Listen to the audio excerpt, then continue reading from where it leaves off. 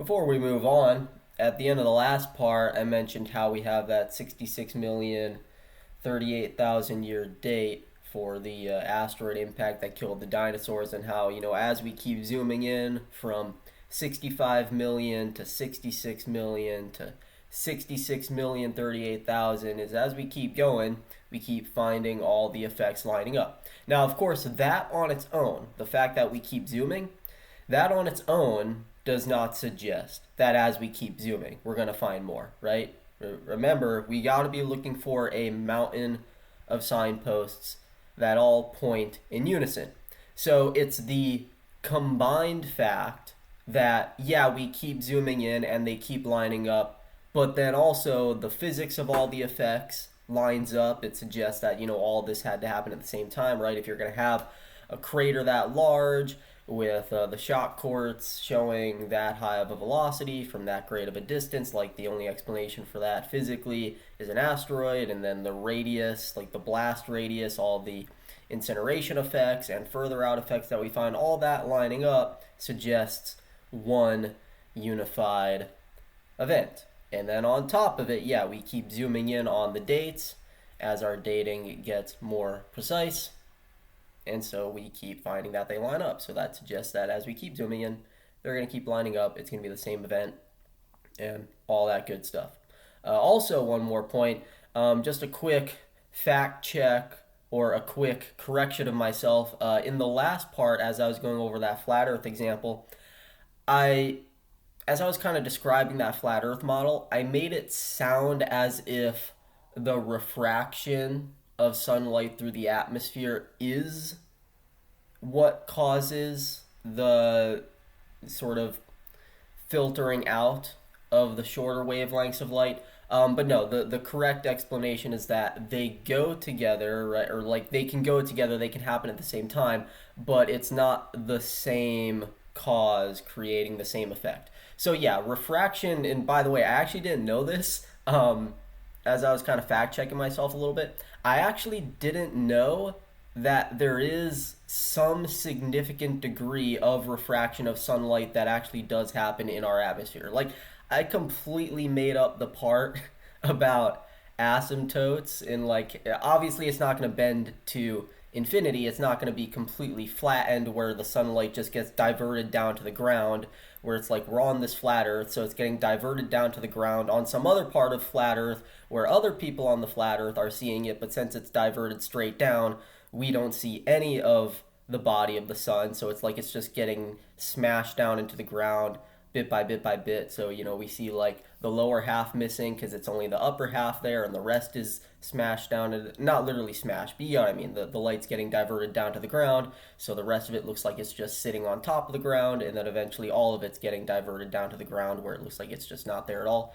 So, of course, I'm not saying it's going to get flattened like that, but I actually did not know that there is really, really, really some significant degree of refraction of sunlight that does happen, where actually the sun does appear, is it a little bit higher or a little bit lower than it actually is, right? Like, not like a humongous degree, but enough where it's like, I don't remember the details.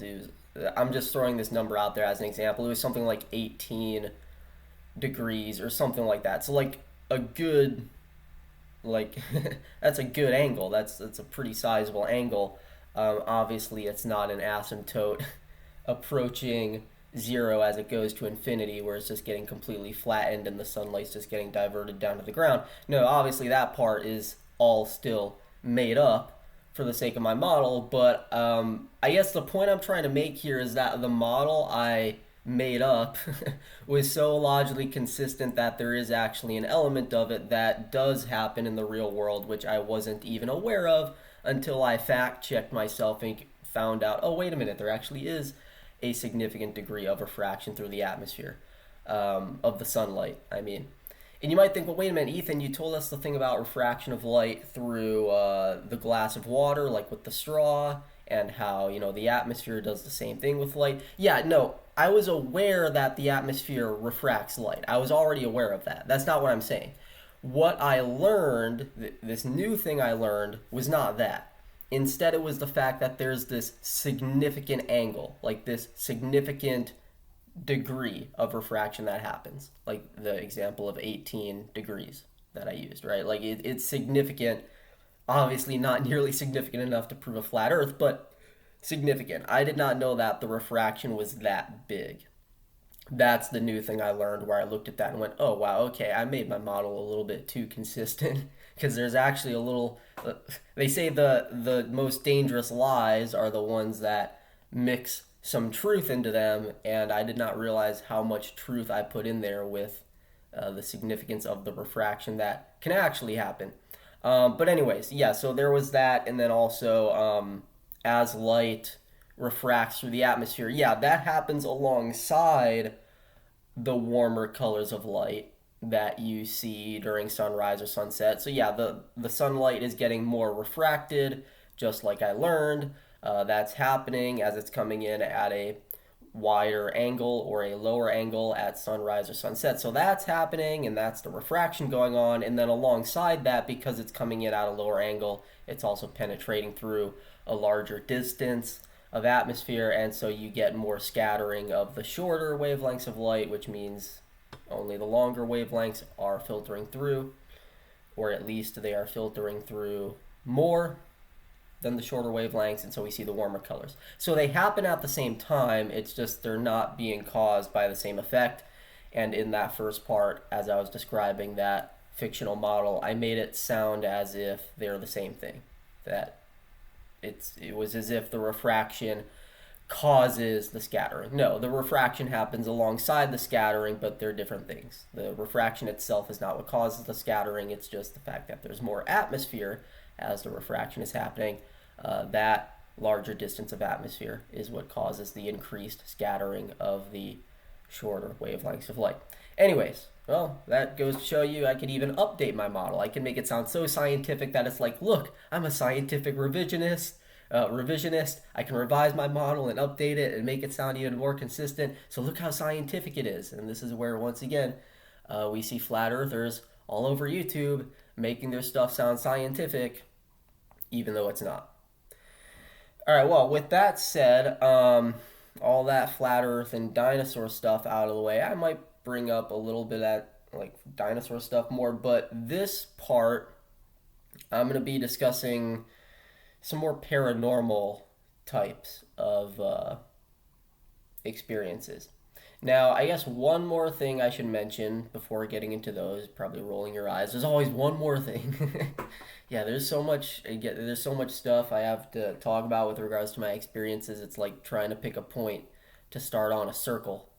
People ask me, "Oh, Ethan, can you like give me an example of this, or that?" I'm like, "Yeah, I can, but I'm gonna have a little bit of choice paralysis. So just bear with me for a minute. I'm trying to find which arbitrary point to start at." So yeah, there's always one more thing I gotta think of before I dive into the main topic and I go off on these side tangents. Anyways, some people might wonder, or might have wondered, as I was describing that series of dinosaur and marine reptile experiences in the last video, they might wonder to themselves, well, Ethan, is it possible that you're so traumatized by those experiences that that's why you lack belief in them?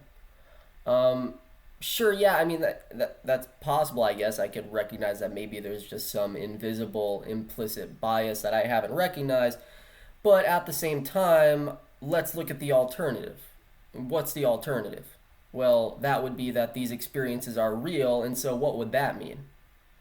That would mean that I'm time traveling, so like that would mean I have literal comic book abilities.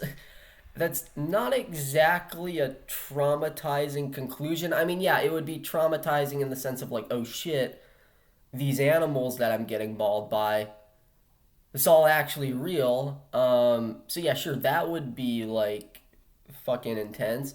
But on the other hand, now it's like you're being told you're a superhuman. So it's not, I mean, that's a pretty big give and take. So it's superhuman comic book abilities being affirmed, being told you're like an X-Man.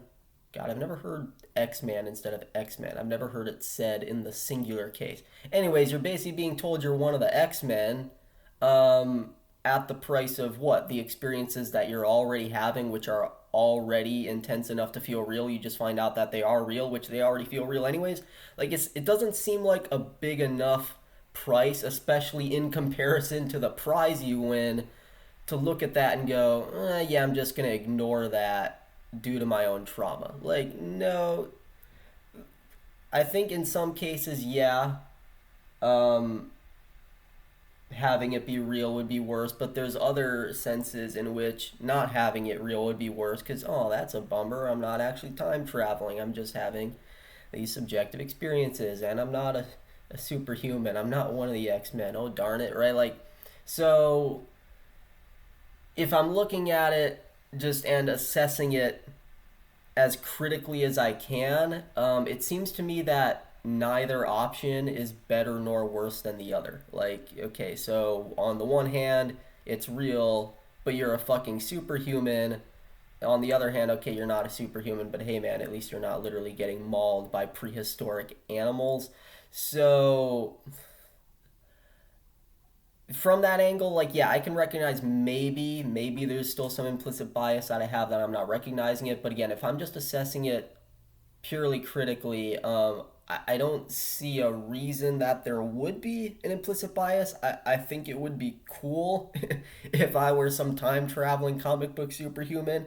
And in my mind, lacking belief in that is the more honorable, integrity based, skeptical, non traumatic, non delusional response and unbiased response, you could say. I guess that's what I'm trying to say overall. I think lacking belief in the idea that I'm some sort of narcissistic comic book superhuman, I think lacking belief in that option is the more unbiased option. I do not think that the unbiased option would be to say, yeah, no, this idea that it's just hallucinations or something else, that's the fake option. No, I do not think so. I don't really see how that would be the case. All right, just wanted to clear that out of the way in case you wanted to get some of my own internal thoughts on that matter. But now we're going to be getting into some paranormal experiences. So I'm just going to grab a drink real fast. I try to do these clips all in one take. Sometimes I do them in two takes. I guess I'll stop this real quick and then come back with that drink. All right, I've got my water. Let's hope it's not from Loch Ness. Well, that water right here is actually pretty cold, so maybe it'd be pretty good. Some of that northern water, right? It's like Alaska water. Anyways, like I said, we're gonna be kind of transitioning from darker experiences to more beautiful ones that are gonna be more enjoyable and more pleasant to listen to. It may not be like a clean transition though. I have not like set out some sort of strict format. Because when I speak about my experiences or really any of my content, I'm speaking from heart, even if the stuff I'm talking about is more complex or more formal or more professional sounding or more academic sounding. Still, I'm speaking from heart. Kind of just like I know it by heart. If I speak about things, chances are I know them by heart. Because otherwise, I tend to be a pretty silent person. I'm pretty stoic. Not necessarily introverted, I would say ambiverted. I'm sort of like an extroverted introvert, right? So it's like I'm an introvert who speaks up and speaks with confidence when it comes to, for example, speaking in front of an audience or networking with people or talking about my content or my work or whatever.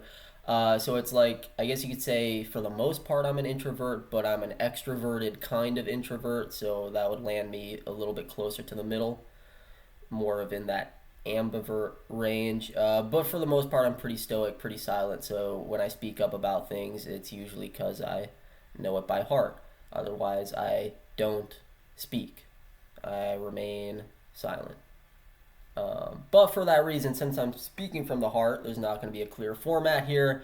So it might not be like a clear escalator transition going from the scarier stuff to the more beautiful stuff. It might go up and down a little bit, like one of those rough graphs. Like ultimately we're climbing higher, but it's going to be a little bit up and down, a little bit turbulent. So You might hear me backtrack some stuff that where it's like, shit, that sounds scarier than the last stuff you just talked about. But ultimately, we'll keep climbing because we're just going by whatever.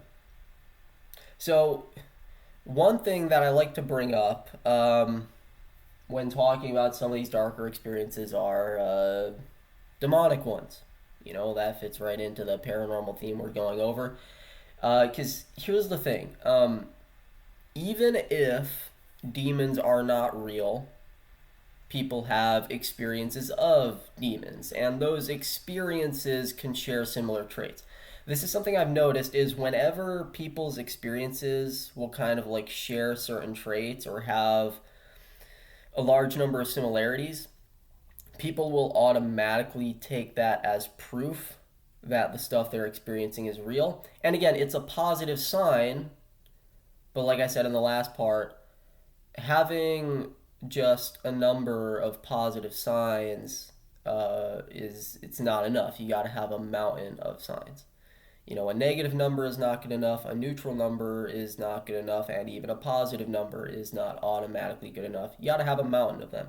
So, yeah, if tons of people are having experiences and all those experiences are sharing traits despite the people being independent from each other and having never talked to each other, um, even if that's happening, okay, yeah, that's a positive sign. Still not good enough. Why? Well, because for example, one possible explanation would just be that there's something about our brains where they have a tendency to be able to have these types of experiences, and since it's our brains inducing the experiences, our brains share fairly similar or relatively similar structures, so whenever they induce these experiences, you'd expect to see similar patterns being induced, right? Now, again, I'm not automatically saying that that's the full answer. I'm just saying that's one explanation that you have to leave on the table and be open minded to.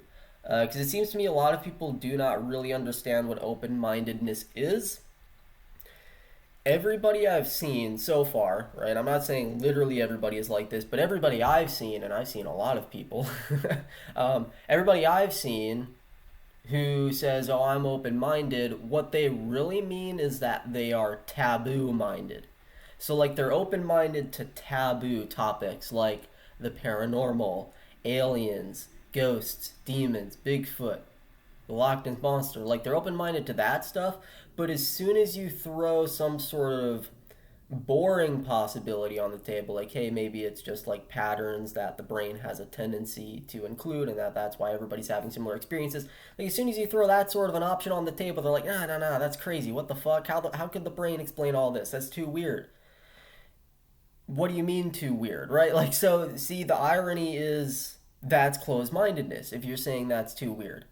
What you mean is that it's too boring. It's too boring, that's what you mean. Because if you're open minded enough to accept how weird and how radical it sounds for there to be a plesiosaur living in Loch Ness, then what's so weird about the brain having similar patterns and inducing experiences of demons for some reason in various people? Like, yeah, okay, it may sound weird, it may sound like a stretch, because how the hell is our tiny little brain doing all that? How the fuck is a giant plesiosaur living in Loch Ness? Like, it's all just one big what the fuck. So, I don't know where you're looking to run away from the weirdness of it all. The universe is weird. Sorry. You're not just going to run away and hide from it. It's going to be weird whether it's a paranormal option, it's going to be weird whether it's a boring option. So don't just kind of scoff at the boring option just because it's so boring. No, be open minded to that too. I don't care how weird it sounds. I don't care how much of a stretch it sounds. I don't care how stupid it sounds to blame it all on the brain. It's a fucking option. Be open minded to it, right? So that's what I see from everybody I've looked at so far who says they're open minded. They're just taboo minded. It's like when the options on the table are the taboo ones, you're good to go. Whenever it's the more boring ones, you're like, fuck that, that's too weird. That cannot possibly be the explanation. How do you know? What do you mean, too weird? As Neil deGrasse Tyson says, the universe is under no obligation to make sense of us. I actually don't know if he's the original person who made that quote, but it's a pretty good quote, right? Now, on the other side of this, I see a lot of people who obviously go the other way. They're only open minded to the boring possibilities, they are never open minded to any of the stranger ones. That's the main problem I'm seeing in our culture is, at least with regards to open mindedness, is real open mindedness is this ability to be flexible. You got to have this flexibility where you could rise or drop on command. Meaning, if there's evidence for one of the more outlandish options, you got to rise up to meet it. No matter how far out it sounds, you got to rise up to meet that, where it's at. But if one of the more boring options starts to win, which happens quite a lot, right? We live in a killjoy universe. A lot of times the boring explanations win. So if there's more evidence mounting for one of the boring options, well, as exciting as the paranormal ones sound, you gotta let them go and you gotta drop. Drop down to the ground, give me 20. No, just kidding. Drop down to the ground, accept the boring option. You gotta rise or drop on command, militantly, quickly.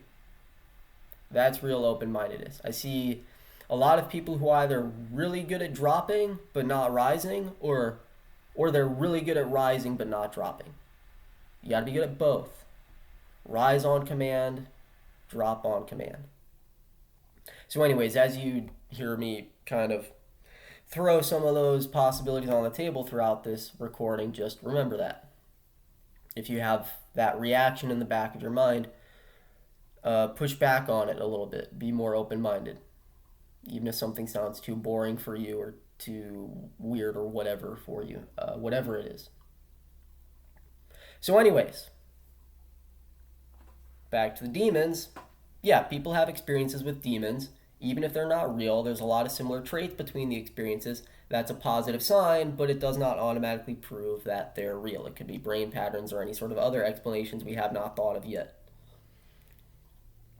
And so, this is where you could start to get into some studies about demons. You can study demons as a phenomenon even if they're not real, right? Like, so for example, let's just say demons are a kind of hallucination. I'm not saying they are, I'm just using that option as an example. Let's just say they're a kind of neural hallucination that's fairly common for us. Okay, so a neural hallucination is still a phenomenon. It's still a thing that can be studied. So you can still do what's called demonology. Now, unfortunately, demonology is almost always, if not always, used in the context of demons being real, right? Like there's these literal entities from this literal other dimension, and that's what we're studying. That's usually how demonology is characterized. It's actually still possible for demonology to exist, even if we shift the context, because clearly we can say that demons exist at least as an experience that people can have, and those experiences can share similar traits, and so we can study those traits and kind of map them out and look at the dynamics of what's going on in those experiences. Like, we can do all that. We can still study demons. It's just that those demons would not be real in the same way that this computer I'm talking into is real. It would be real in a more experiential or purely experiential sense. And I'll talk more about what I mean by that kind of in, if not later in this part, the third part. I'll do a third part to this recording because there's a lot I want to discuss. So if you're wondering, what do I mean by real as in the way the computer is real versus real as in a purely subjective experience, you might be thinking, Ethan, isn't all of it subjective experience? We'll talk about what I mean, what the difference is, and what establishes that difference. So even if demons aren't the same as the computer, still, we can study them. And so what I can say is that there are a lot of those shared traits in my experiences with demons as well. One of them that I can start off with as the first example is whenever you are in an encounter with a demon, the room just feels wrong. I don't know how else to say that. I'll get into some details, but at the outset, I don't know how else to say that. The room just feels wrong. Even before you see the demon, things just feel off. They feel a little bit queasy. Things just don't feel right. There's not like a literal buzzing in the air, but just, when like it almost feels like a buzzing, like you get goosebumps or whatever. Things just feel off. They don't feel right. I guess the best way to characterize it is, have you ever been like in a forest at night and all of a sudden the wind just stops blowing and it's just like dead silent, like something just feels off. Like it's like that, but to a more extreme degree. The room just feels wrong. Now you're going to hear me using a lot of poetic, non-formal explanations like that because again, these could just be experiences, and experiential stuff can be very poetic, even if it's not real in the way that the computer is. So stuff just feels wrong. For example, when I was a kid, I woke up in the middle of the night. My room was dark. My dad was not home. I don't even know if my brother was home. He may have been, or he may have been in a sleepover. I don't know where he was, if he was there or not. My dad was not home. My mom was, and I woke up in the middle of the night. My bedroom door was open. It's not all that uncommon. Sometimes it was open, sometimes it wasn't. So that in and of itself was not strange. But my room was not as dark as it should have been because the hallway had a little bit of dim light shining down it. So for some reason I got a little bit curious. I also heard kind of like some kind of faint music playing. So I got up out of bed, lifted off the covers, put my feet on the carpet, started walking towards my door, and as I got out into the hallway, I saw where the dim light was coming from. It was coming from my parents' bedroom. And I started to hear that the radio was on. That's what I was hearing, that faint noise. The radio was on, which was not an uncommon thing either. In fact, that was a very common occurrence. My mom would sometimes just fall asleep with this kind of transparent red colored radio playing next to the bed, listening to it either be music or some sort of late night talk radio show, something like that. She would just kind of fall asleep with that there. So this was common also. So nothing strange about my door being open, nothing strange about the radio playing and the light being on. What was a little bit strange though, kind of, was that it wasn't the main bedroom light on. It was very dim, right? So like if it was the main bedroom light like coming from the ceiling, it would have been much brighter because I mean it was about as bright as any master bedroom light that you would see. Not like especially bright, but about average. So it would be pretty bright. But no, it was much dimmer than that. It was the light coming from this lantern on the nightstand, the side of the bed, right? Or not lantern, lamp, right? You turn on the lamp by the side of the bed. It's going to be much dimmer. It's almost going to have that soft kind of golden glow to it. It's not going to be like the bright off-white color of a main master bedroom light. So there's kind of like just that soft golden glow shining into the dark hallway and faintly lighting up my dark room on the side just by transitive property, right? If it's shining down the hallway and my door's open, there's going to be a little bit of light coming in. And so that's what it was, and I heard the radio. The rest of the room was dark. It was just dark except for that lamp turned on. So very dim, right? Not pitch black, obviously, but dim. It would be all black except for, or I should say, it would be all black if this lamp wasn't on. This just one lamp on the side of the bed. Now, I was not in her bedroom yet, so how did I know it was the lamp? Well, just because of the lighting. I knew that they had this lamp there. I knew that, it wasn't the main light on, so that's how I recognized the dimness of it.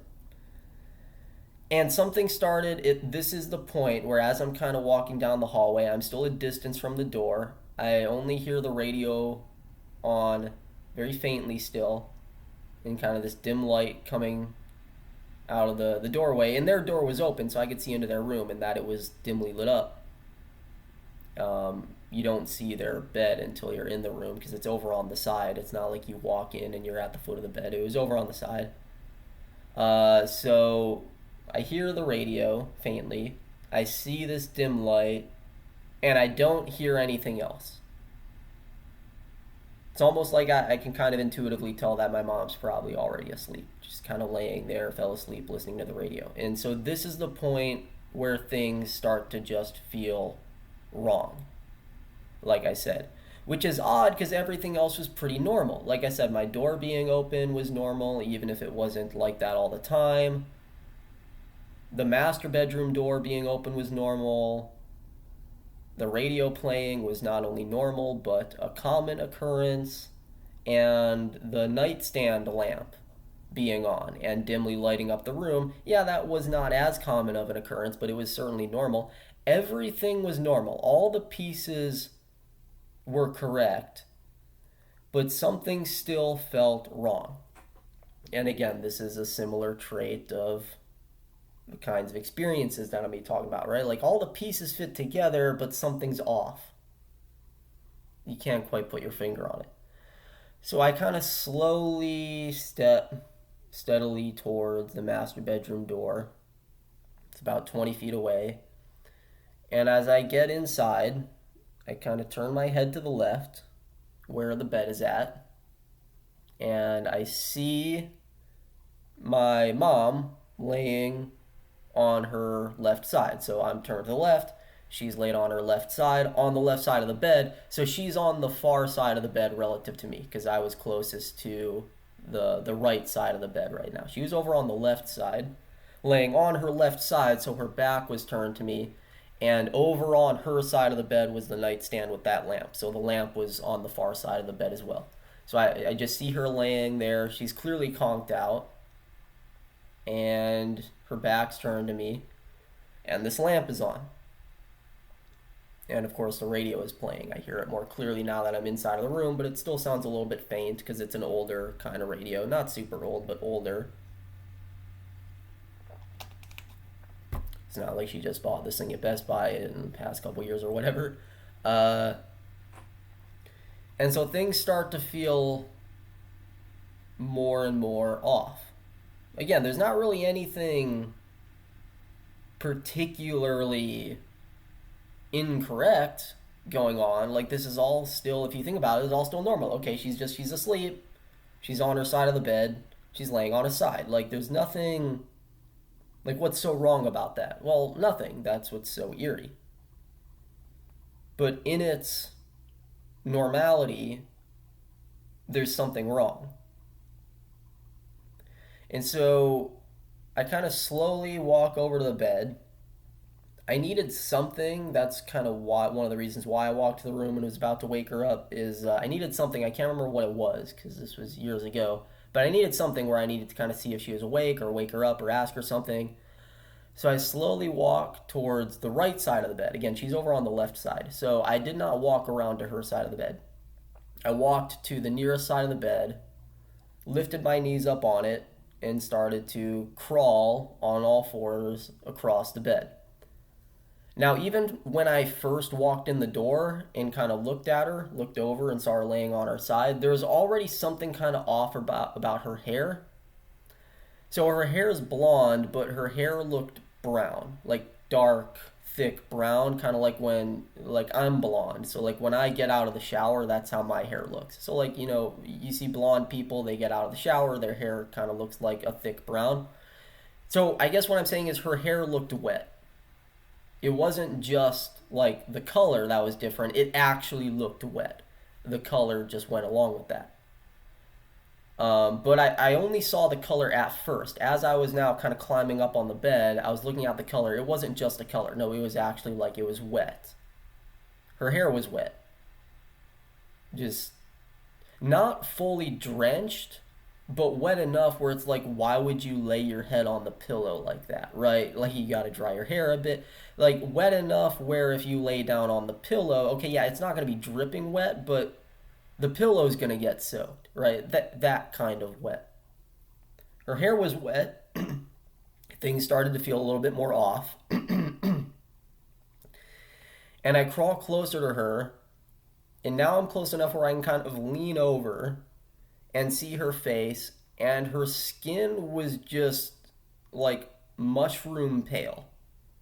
I don't know how else to describe that. Mushroom pale, like kind of looks like it could bruise easily. It looked like kind of very vulnerable. I think she even had like a little bit of like a very faint gray bruise on her right cheek. So the cheek that was facing up towards me. Like her skin just looked really soft and vulnerable and pale.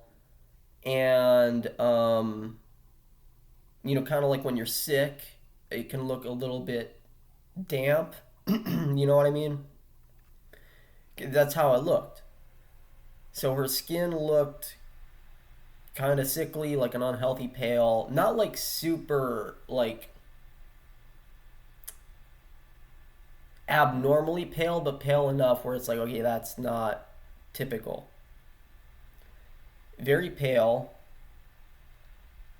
brown hair, wet hair, laying on the pillow. And so now stuff starts to feel even more wrong.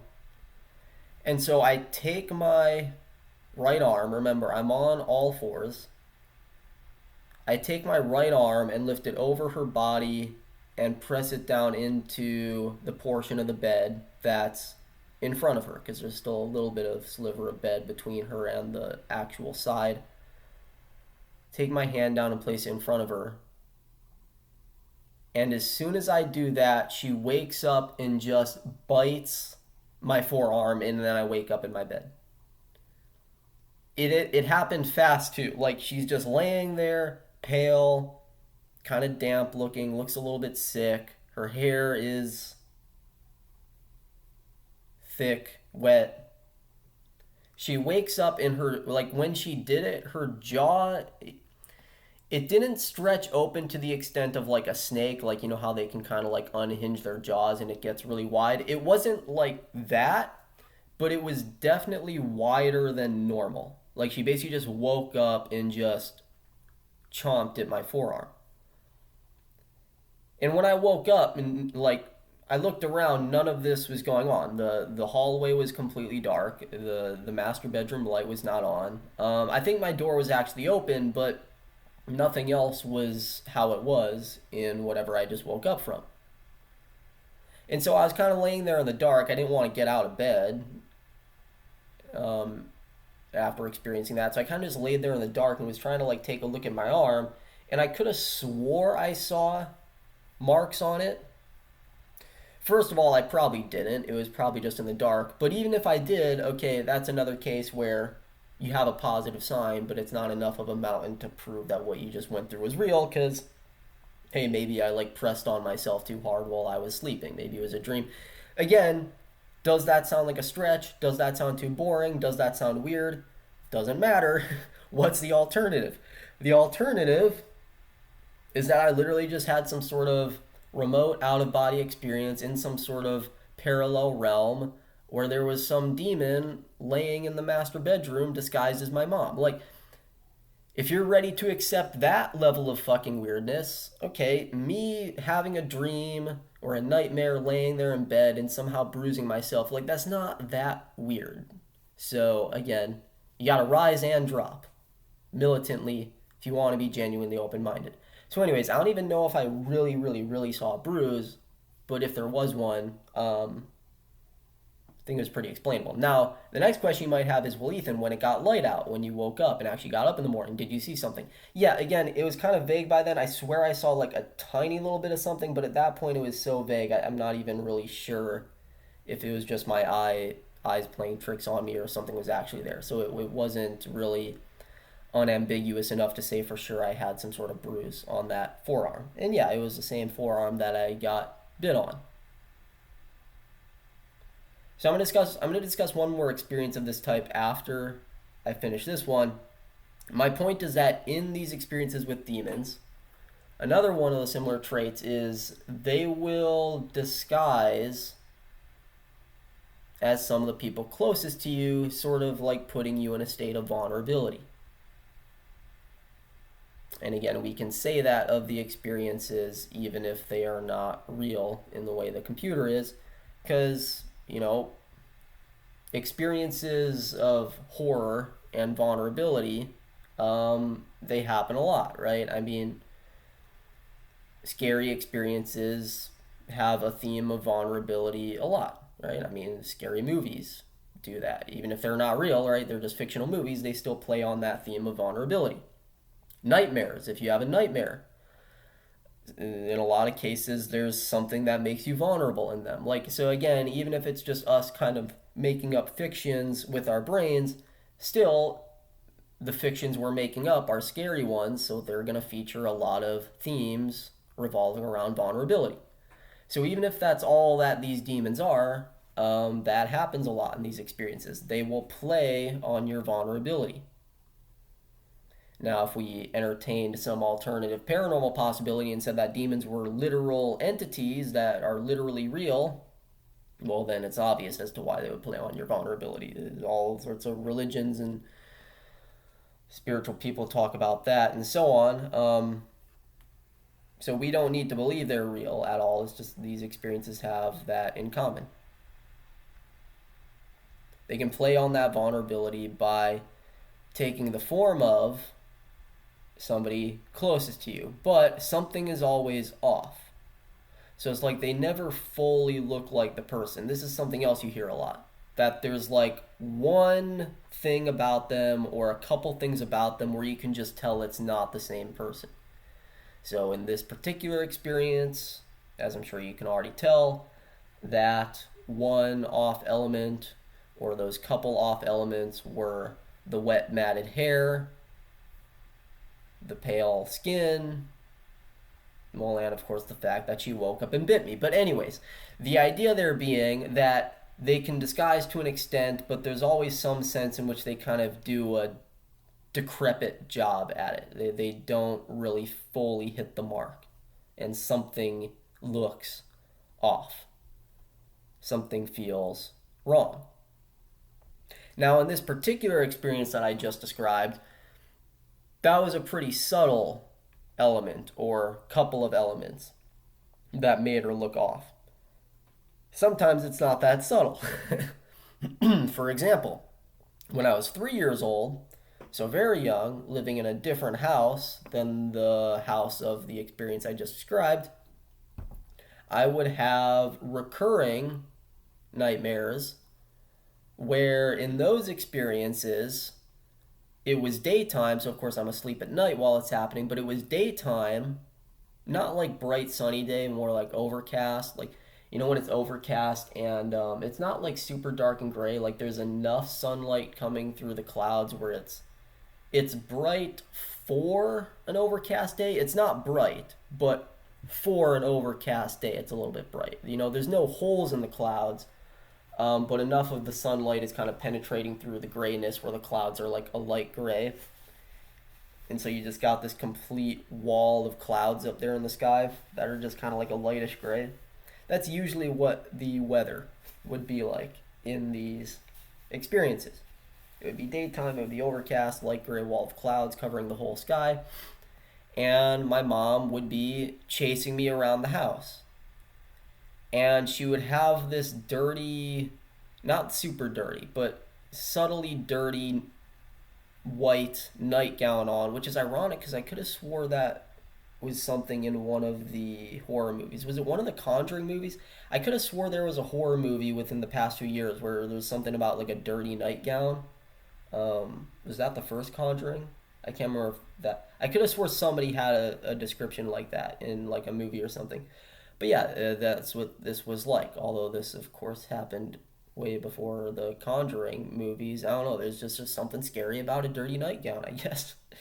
It's going to feature in some of these horror genres. Because this was like 2001 to 2002, because I turned 3 in 2001. So if this was recurring, yeah, it was probably 2001 after I turned 3 up until 2002 before I turned 4, or maybe all of them were in 2001, but it was in that time range. So yeah, it would have been before those movies. But yeah, she would chase me around the house wearing this white nightgown that had just very kind of faint streaks of brown dirt on it. So again, not like covered in dirt, but just kind of faint and dirty enough where it looks unhygienic. She would always be wearing that, chasing me around the house. Her hair would not be wet in these, but her eyes were yellow and cat like. She had jagged, sharp teeth, and her voice was not the same at all. It was like a booming voice. Like she would shout at me as she was chasing me around the house. And this was not that big of a house either, so this was like a lot of back and forth chasing. Run to this room. She'd go in there and get you. Gotta run to that. Go run to the living room. Run through the kitchen again. The kitchen was in the middle of the house, so you got to keep like running back and forth through the kitchen, and that was like the entire experience, just like running around here, there, back and forth, to and fro. And yeah, her footsteps would just be booming throughout the house as she ran, and her voice, it was this booming, aggressive voice, clearly not her voice, with these sharp teeth and these cat-like eyes. And yeah, I was only 3 years old, so I was having R-rated experiences, like an R-rated horror movie, long before I was ever old enough to even see R-rated movies. By the time I started watching R-rated horror movies, it's just like, yeah, like this is my daily experience. I actually enjoy horror movies, but my point is like I don't enjoy them for the thrill because where's the thrill? Like I'm kind of like used to it. I enjoy them because they're so relatable. So if I watch like the Conjuring movies or what are they called? The other ones, Insidious. If I watch those movies, I watch them and enjoy them because like the themes and the vibes are so relatable.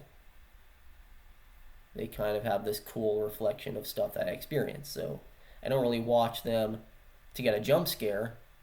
Sometimes I do get a jump scare. I'm not going to act all tough on you. Sometimes I still get a jump scare, but what I'm saying is like I'm pretty collected throughout the whole movie.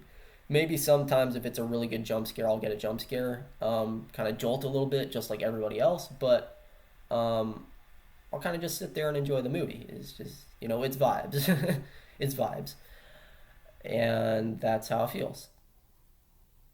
Just the aesthetic feels familiar to me. And so yeah, like I said, a lot of the similarities of demonic experiences is they will look vaguely like someone closest to you. You're a 3 year old kid, your mom's a stay at home mom, your dad's at work all the time. It's a pretty vulnerable position to be in. You're 3 years old, you're entirely dependent on your parents, and the one who's always home is the one who's a demon. That's what I think is so significant about the fact that these experiences would take place in the daytime. Because the time of day they were in, I mean, again, like I said, light, overcast skies, this would be the time of day where it's like, okay, late afternoon, or I'm sorry, late morning into the afternoon, like 11 o'clock in the morning to 3 o'clock in the afternoon. Or, of course, you would just say 15 o'clock if you're going by a 24-hour clock. So yeah, like 11 to 15 o'clock, I mean, my dad would be at work. My brother would be at school. I was not old enough to go to school. I was only 3. At least here in the US, you start pre-K when you're either 4 or 5. So I would not be starting school for like another year. I think I started pre-K in 2002. These experiences took place in 2001. So nobody else is home. My bigger brother's not home. My dad's not home. I'm home alone except for this person who's supposed to be taking care of me, the only one who can take care of me. Instead of it being them, they're this monster booming their voice at me, chasing me throughout the house. Pretty damn vulnerable. But like I said, that's a theme with a lot of these experiences. They play on that. They're pretty tricky. Now, as far as that house that I lived in at that time, there were some other experiences as well that were not as dark. For example, I would see my dead Grandpa Con, so my dad's dad. I first started seeing him up in the trees outside my bedroom window. So my brother and I, since we were so young, we shared a bedroom. We had these car beds. Mine was a red one. His was a blue one. They were perpendicular to each other. So the head of his bed, no rhyme intended, the head of his bed would be over on the side wall. So you walk in through the doorway. There's like a wall right there touching the doorway to the left. So like the doorway is on that left wall basically. And then there's obviously a wall over on the far right, which is not touching the doorway. Instead, there's like a closet separating the distance between the doorway and that wall. The head of his blue car bed was over on that far right wall. And it wasn't that big of a room. It felt big to me at the time, but I mean, it wasn't that big. So when I say far right wall, it's not like it was awesome, crazy distance. No, it was just the distance of the closet between the doorway and that wall. So his head of his bed was on that wall. And then on the third wall, so the wall farthest away from the doorway, that was just like a big glass window. My red car bed, the head of it was up against, like right underneath that big window, over on the left side of the room. So the foot of my bed would face the doorway. It would face the doorway. Obviously, it wouldn't touch it. It would face it. The head of my bed was actually touching that further wall, like right underneath that big window. And there was a tree outside that window. I would see my dead Grandpa Con up in that tree, kind of like looking down on me. And here's another positive sign. Again, one of the reasons that I'm discussing all these positive signs is to show you, look, it's not like I just had paranormal experiences that had fuck all nothing, like no signs whatsoever, and so that's why I'm a skeptic. No, I have had, despite how young I am, I have had a full lifetime's worth of paranormal experiences where there's been not just a negative number of signs, not just a neutral number of signs, but a positive number of signs. Despite that, I need to humble myself and recognize, okay, yeah, still a positive number of signs is not good enough. You've got to have a mountain of evidence before you can reasonably commit to a position. Otherwise, you should lack belief in it. Even if you don't believe in the lack of it, at least be detached from it, be neutral, kind of just float detached and lack belief in it. You know, you don't have to take a position. You don't have to hold an opinion on stuff. It's okay to just not have an opinion. So unless there's a mountain of evidence, just don't have an opinion. That's what I'm trying to do with these. But, yeah, there's positive signs that have been in a lot of them. Because one of them was I would see my Grandpa Con, and then I would describe him to a T, despite having never met him. Because he was born he died. Obviously, he was born years before I was born. It'd be a little bit weird if he wasn't. But he died years before I was born. He died in 1992, I think. I think I got that right. I'm synesthetic, so 1992 and 1993, the colors of them look a little bit similar to me, so sometimes I get them mixed up. I think he was 1992. I think that's another interesting trivia fact. I've already mentioned in some past videos that I'm synesthetic, so I see colors with numbers and letters. But yeah, 1992, I was born in 1998. So I never met him. This was obviously back when I was having these experiences. It was the 2000s. Obviously, I was just said, I was born in the 90s. These experiences were happening in the early 2000s. Still, late 90s, early 2000s. We had cameras and stuff, but it's not like we had an easily accessible way to take lots of pictures. I mean, yeah, the cameras were easy to use, but what I mean is it's not like today where you have like Instagram photos and Facebook photos. Like it's not like you have a whole, you know, photo boxes worth of photos online. So like I had never seen a photo of him. I had never met him, but I would describe him and I would describe him to a T. And it wasn't even just me describing him where my parents, who, well, at least my mom was spiritual at the time. It's not like I would just describe it and then they would stretch it into, okay, yeah, you're describing correctly to try and like affirm their spiritual views. No, it was like, I think the very first time it wasn't even a description. It was sometime I walked by while my mom was going through photos, even from a distance, like from a few feet away. She was feet away from me. Kind of just walked by, kind of out of the corner of my eye, saw her holding a photo, backpedaled and said, "That's my Grandpa Con." So later on, yeah, I would describe him to a T, but that first time it wasn't even me describing and then them being like, yeah, that's what he looked like. It was me just looking at what was objectively a photo of him. So again, positive sign. Does that mean there's any reason to believe I was actually seeing my Grandpa Con? No. So I'm trying to show you how high my standards are, because um, I've talked to a lot of psychics. I've talked to a lot of spiritual people. Obviously, I used to be a self-acclaimed psychic. I used to be a spiritual teacher myself. Um, Everybody I've met would hear something like this and like, oh my God, like that is definitive proof you were seeing a dead person. What I'm saying is, even if there are positive signs, my standards are, as I keep saying, that it's got to be a mountain now. I'm not going to hold an opinion unless and until there's a mountain. You know, you don't have to remain neutral forever. It's just once you commit to a position, make sure it's a really solid position. Don't build your house on sand.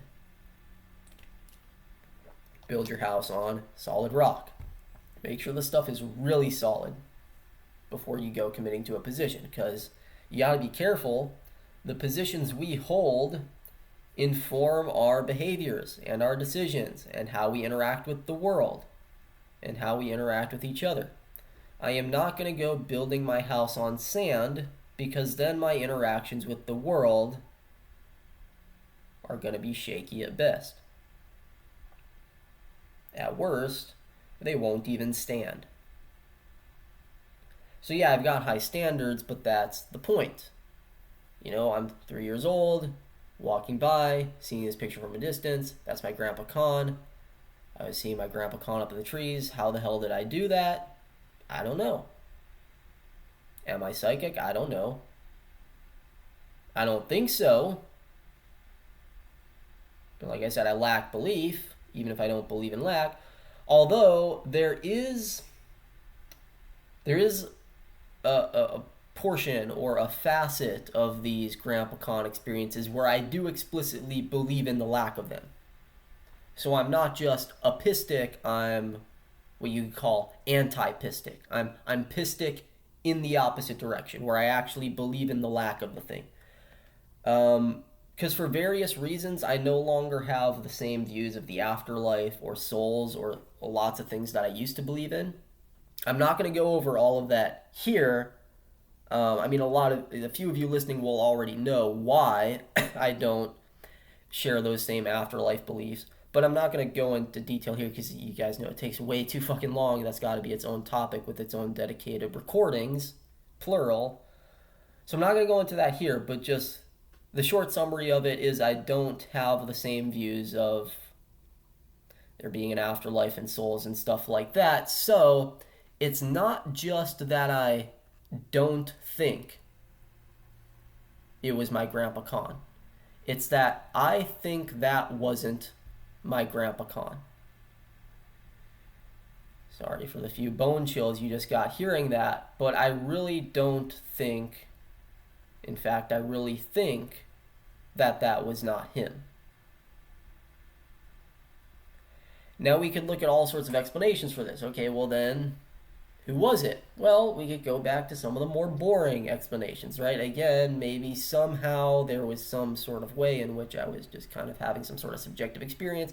How the hell did I recognize a photo? Again, if we're ready to accept the weirdness that I was seeing dead people, well, it shouldn't be too much of a stretch for maybe some sort of subtle hint somewhere somehow got me to figure out what my grandpa looked like, and I just didn't remember them. So, like, subconsciously, my mind threw together an accurate picture of my Grandpa Con, where now I was experiencing accurate images of him. Like, it does not matter how much of a stretch that sounds to you, seeing dead people is also a stretch. So, rise and drop.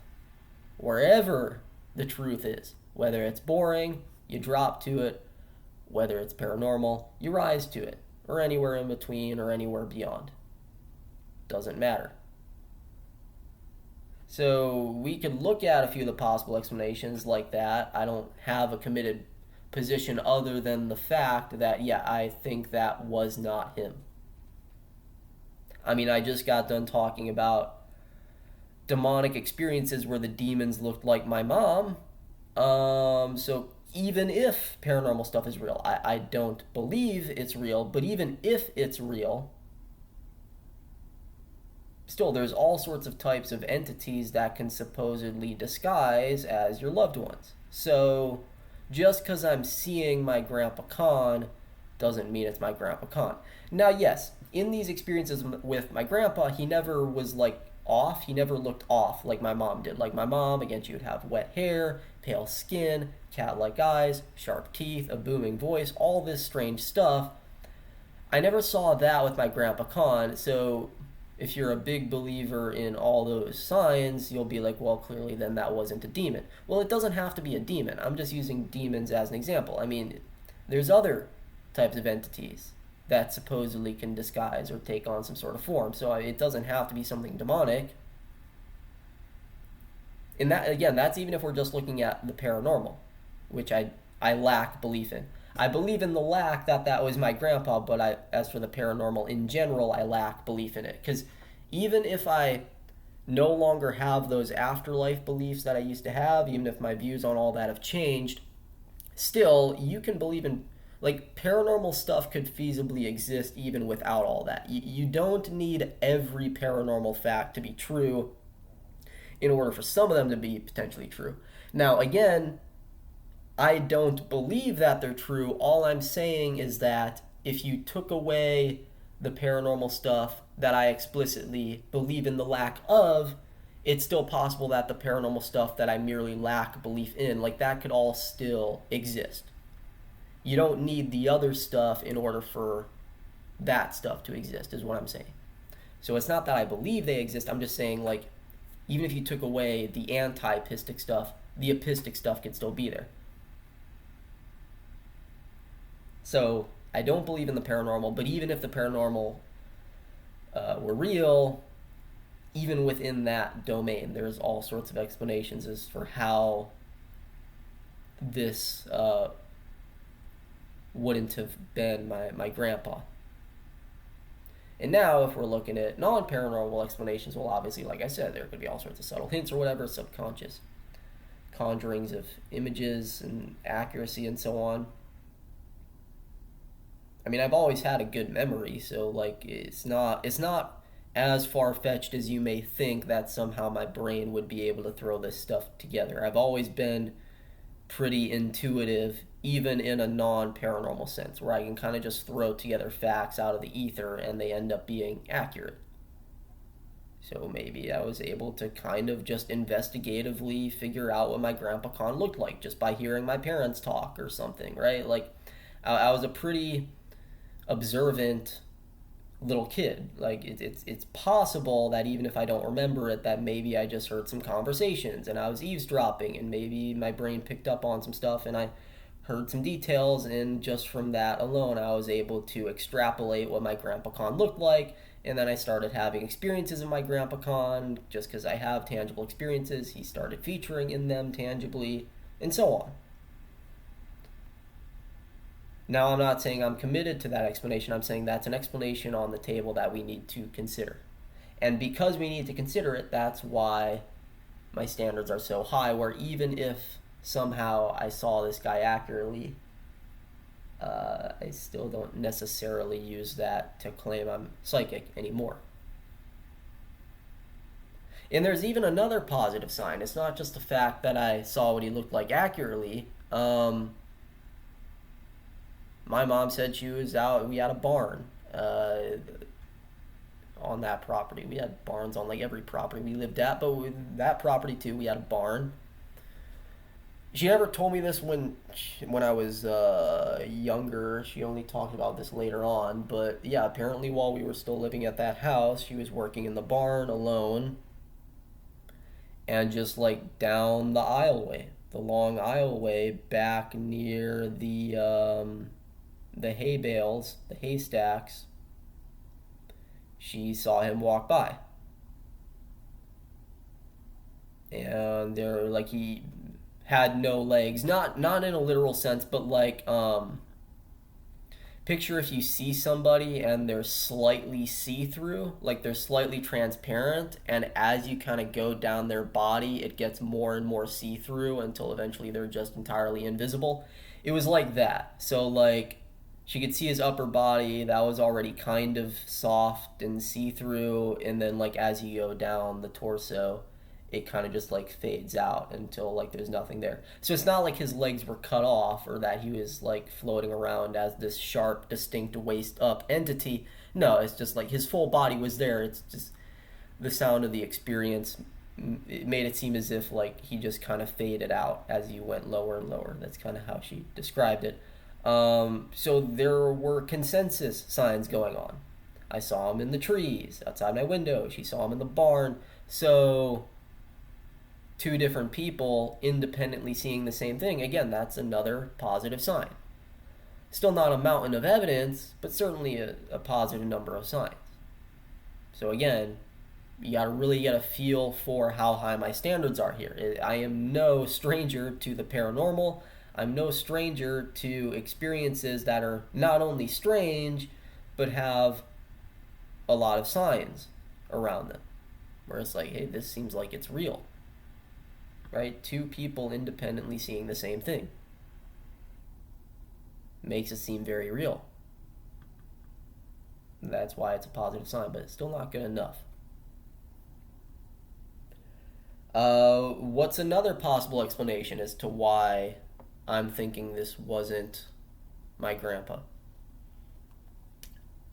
Well, people don't know this, but there are actually stories of hauntings by the living.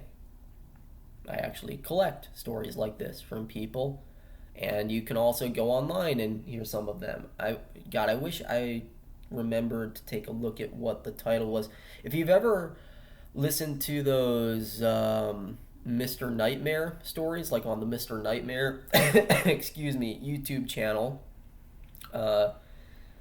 he has various videos going over like scary experiences. They're not all paranormal. In fact, most of them are not paranormal. It's a lot of like criminal case scary stories, like somebody banging on somebody's door at night trying to break in. It's that sort of stuff, like real world scariness. But sometimes he does videos of paranormal accounts or allegedly paranormal accounts. There were a couple videos he did, and these are stories that like audience members submit to him and he just like reads off. You might already know the YouTube channel I'm talking about, because I mean it's a fairly well-known one. I don't remember how many subscribers exactly. There's a couple videos he's done where the stories that were submitted, it was like a kid or like an adult now writing and submitting the story, but as a kid, the person who experienced it, like they'd be laying in bed and then they'd hear a whisper from their closet and they'd see their mom leaning out of the closet, poking their head out, not looking all scary like my mom did in the demon experiences, just like it's their mom. Like And so like it looks so real, looks so much like their mom that they think like their mom's like playing a trick on them, kind of being funny. And so they laugh along. All of a sudden the closet door closes, their actual mom comes in and says something. Would have to go back and watch the video. It says something about like school the next day or something. I don't remember. But like their actual mom comes in and says something. It's like, oh shit, what the fuck did I just see in my closet? Like that was my mom. Again, it's not like she had cat-like eyes or whatever. Like the stuff I'm talking about, that was just his mom. So like, what's that? Now, sure, you could make the case of, oh, well, maybe he saw some relative of his mom who's dead, and like, because they're related, like it looked so similar to his mom that he couldn't tell the difference. Okay, fair enough, but now let's get to a story of my own. Because not only do I listen to and collect these stories about hauntings by the living, I've had an experience of my own. And this was an especially tangible experience because I talk about this difference where, like I said, one of the reasons I was not diagnosed with schizophrenia is because I can tell the difference between, for example, the plesiosaur and the computer I'm talking into right now, or these demons and the computer I'm talking to right now, or aliens and the computer. I'll go over some alien experiences as well. It's not just going to be demonic ones or all this stuff with hauntings. So yeah, I can tell the difference. But there have been a couple cases in my life where something has been so tangible that it was like completely identical. It looked completely identical to how the computer looks. And if you're wondering how I tell the difference, don't worry, I'll go into that. I'll probably just talk about that right after I finish talking about this experience, honestly, as long as I remember it. Don't go off into a side tangent, so forethought apologies if I do. So yeah, this was one of those experiences where I legitimately could not tell the difference until after the end of it. After the end of it, I could tell that it was clearly different, and you'll see why. So I was 11 years old. And by the way, as I've said before, I didn't start to have like really spiritual experiences till I was 11. And so that may make you wonder, well, wait, what about all these Grandpa Khan experiences and the demon experiences when you were 3 years old? Like, what about all that? As I've described it before, what I mean is like none of it took on like a spiritual context and like really took off in intensity until I was 11, really 10 years old before I turned 11. So like there's like videos that are probably still up online where I say I've had like many spiritual experiences since 11 years old. That's why. Well, wait a minute. Didn't you have experiences with demons and your Grandpa Khan when you were 3? Weren't those spiritual experiences? Well, they were experiences that I later looked back on as spiritual and legitimately paranormal. But the reason why I don't consider them spiritual is because at the time, I ironically did not believe in them. So, for example, at the time of having the experiences where my mom was like this demon chasing me throughout the house, I did not have this idea that that was a demon chasing me throughout the house. This was just something scary happening to me, and I'm this 3 year old trying to get away from this thing. I did not have any beliefs in demons or the paranormal or whatever this was. In fact, I kind of just had more of a leaning towards that this was just a nightmare. Later on, after 11 years old, and after I started to really become more spiritual, I started to look back on all that and go, okay, I think I have some gifts, and I'm genuinely psychic, and I was actually seeing something. And then after I dropped my spiritual beliefs, now I'm ironically back to where I was at 3 years old. So my whole life has kind of come full circle. I started off in this kind of neutral, skeptical zone, went into the spiritual stuff, and then now I'm kind of like back around full circle and skeptical again. That was also the case with these experiences, which I might go into later, about blue orcs, which some of you might remember. When I was having those experiences, we had a family friend who was a psychic telling my mom, those are spirits. He's seeing spirits. That's what these blue orcs he's talking about are.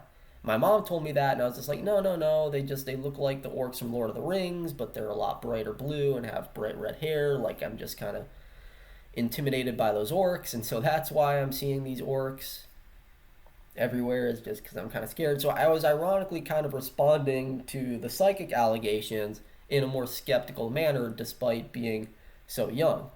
So I started off skeptical, I later became spiritual, and now I'm skeptical again. So I've had these experiences throughout my entire life.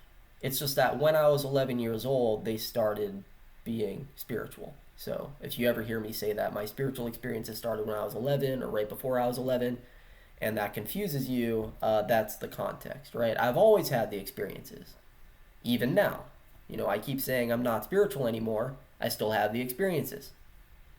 Are they literally spiritual experiences? I don't believe so anymore, but they're still there. So it was the same thing back before 11 years old. I was having experiences. I did not have some sort of position on them that they were spiritual. I was just getting chased around by stuff. I was just seeing my grandpa con. I had no context for what this stuff was. I had no committed position for what this stuff was. So I was just kind of like a neutral skeptic naturally as a kid.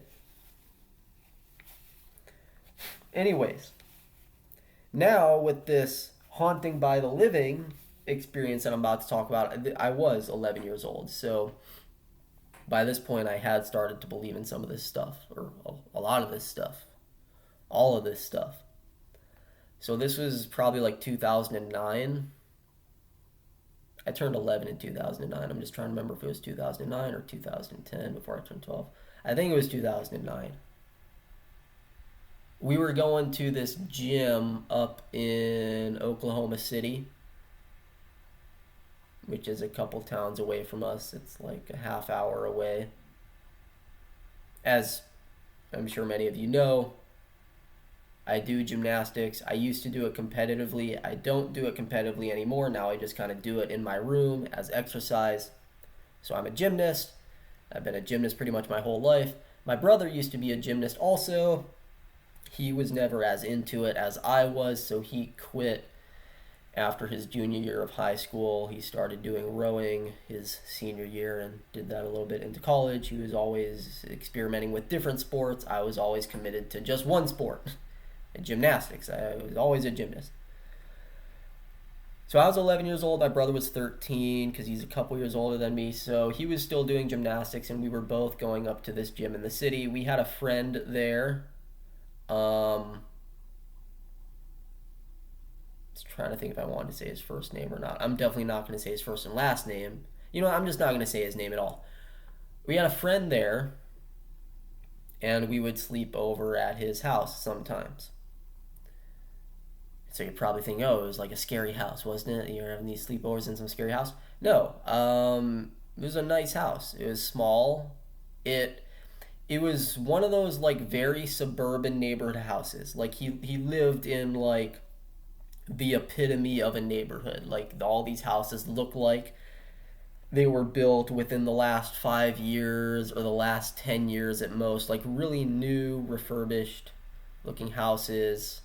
That sort of a neighborhood, right? Like no spooky vibes, just clean, mowed lawns, and so on. And so each of the houses in that neighborhood, it's like they were kind of small, but they were so nice that they looked upper middle class. So his house was small, but the entire inside, it was really nice. It looked like an upper middle class home. Really nice tile wood floors, or just tile floors, not even wood, through the kitchen. Really nice soft carpeting. Smells really nice everywhere. The walls are painted nicely. Just like a really nice, homely, comfortable atmosphere. So nothing spooky about it. They had a pool in the backyard. Not a large pool, but not a small pool either. Like just a perfect sized pool, 10-foot deep end with a diving board. Like, yeah, just really nice house. And so we were sleeping over one night. It was, I can't remember the exact time by now, probably around 2 a.m., maybe later, maybe 3 a.m., definitely like well after midnight. It was the three of us, so our friend, my brother, and I, all together in the same room. His parents had already gone to bed a few hours before. They would just let us stay up late. And so our friend was sleeping in a sleeping bag, or maybe it was a water bed, I don't remember, sleeping on something on the floor, or in something on the floor. He gave his bed to my brother and I. And I always like to sleep near the wall, just because, like I said, I've always had extrasensory experiences. It's easier to fall asleep if I have more boundaries around me, kind of blocking that stuff out. Even to this day, unless like there's a girl in my bed with me, like I'll sleep with the covers over my head. And it's not even just that I'm embarrassed to sleep with them over my head if there's somebody next to me. Like, no, that's not it. It's just like a person can kind of be a barrier in and of themselves. Ethan, are you saying you're trying to use them as a shield to block the demons? No, I'm not trying to be an. I'm not being an asshole. That's not what I'm saying. I'm not saying like put them there as a shield. I'm saying like literally, it's like a buffer. So like it's an absorbent. Like if you put up certain materials, like they block sound. That's what it's like. Like literally, my extrasensory experiences can get buffered if there's something there to buffer them. So if it's not a person, and I'm just in bed alone, yeah, like even to this day, in my late 20s, I will sleep like Little Red Riding Hood with my blankets over my head. I'll leave my face open so I can breathe, but I'll sleep on my side with the blankets hooded over because it helps me fall asleep. So if I'm doing that now as an adult, obviously I was doing that as a kid. So I would always, if we had sleepovers, I would try to sleep near a wall. If there was a wall, obviously that wasn't always an option, unfortunately, and so it was harder to fall asleep if that ever happened. I would wake up a little bit more tired in the morning if that was ever the case.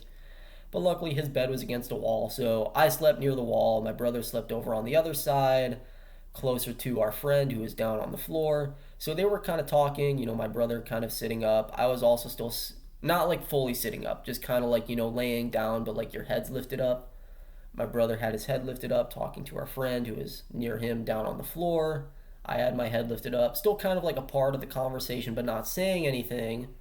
And as this conversation was going on, all of a sudden I look up, and over on the other side of our friend, I see his dad kneeling there in the dark. There was an alarm clock that kind of gave off this green light. So the room, it wasn't like pitch black, but I mean, it was dark, right?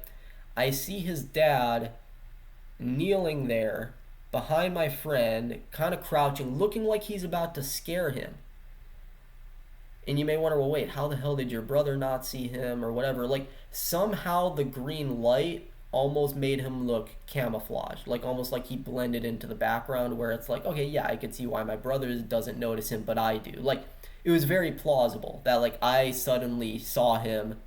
Somehow I didn't see him before, and somehow my brother who's talking to my friend doesn't see him. Because, yeah, this green light is on where I can see him, but, like, the greenness of the light, it blended him into the surroundings very well. Not in a paranormal way. I'm not saying he was see-through. I mean, like, literally just it camouflaged him well.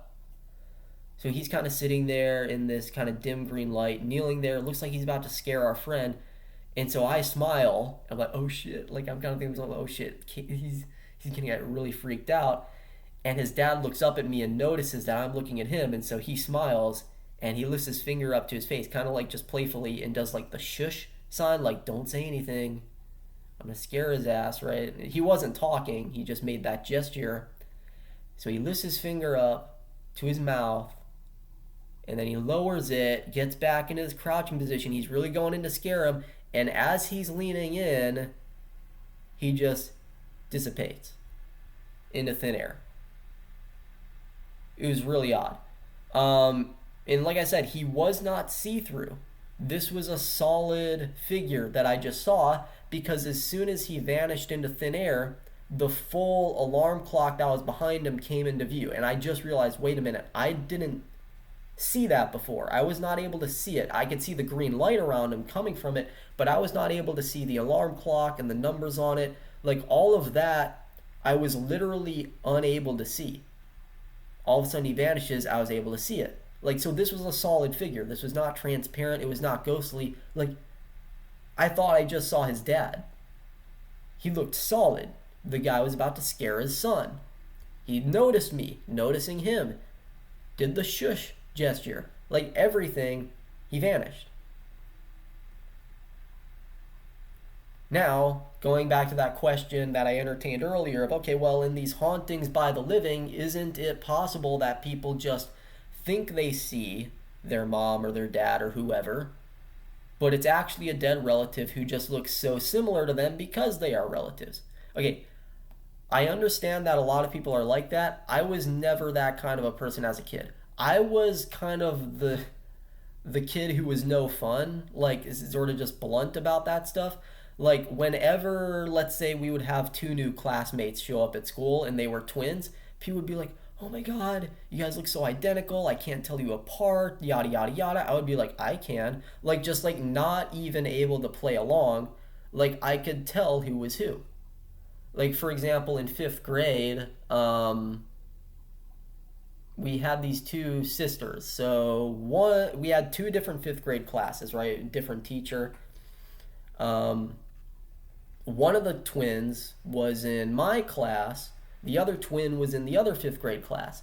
And one day they decided to actually like trade places. Like the one from the other class walked into our class and sat down for the first portion of the day, and the other one from our class went into the other class. Like they decided to just switch for a day, and like nobody noticed.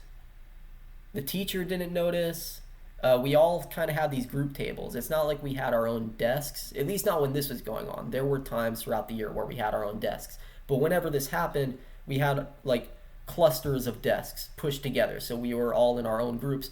So like there were like, for example, 5 or 6 tables. And so we had our table. And I sat at the table that this twin sat at. But on this day, it obviously was not her, it was her sister. I could tell that it was her sister. And so I whispered to her, I'm like, "Why are you here? Aren't you getting afraid you're going to get caught?" Like I was actually kind of cringing to myself, waiting for her to get caught. Like, oh no, she's going to be in trouble. Nobody ever caught her. And she kept kind of like shushing me, like, "Shit, don't say anything." Like I noticed. And nobody at our table even noticed until I think like an hour later. They're like, "Oh, wait, I didn't even know you were." And I think that was in part because I was whispering stuff. Like, so like nobody noticed. I noticed because I can just kind of take in these micro details and notice when something is kind of off. Like their hair is slightly different length, slightly different pimpling or freckling on their faces. Like so, I was never a person who just looked at siblings, not even twin siblings, and went, "Oh my God, you look exactly alike."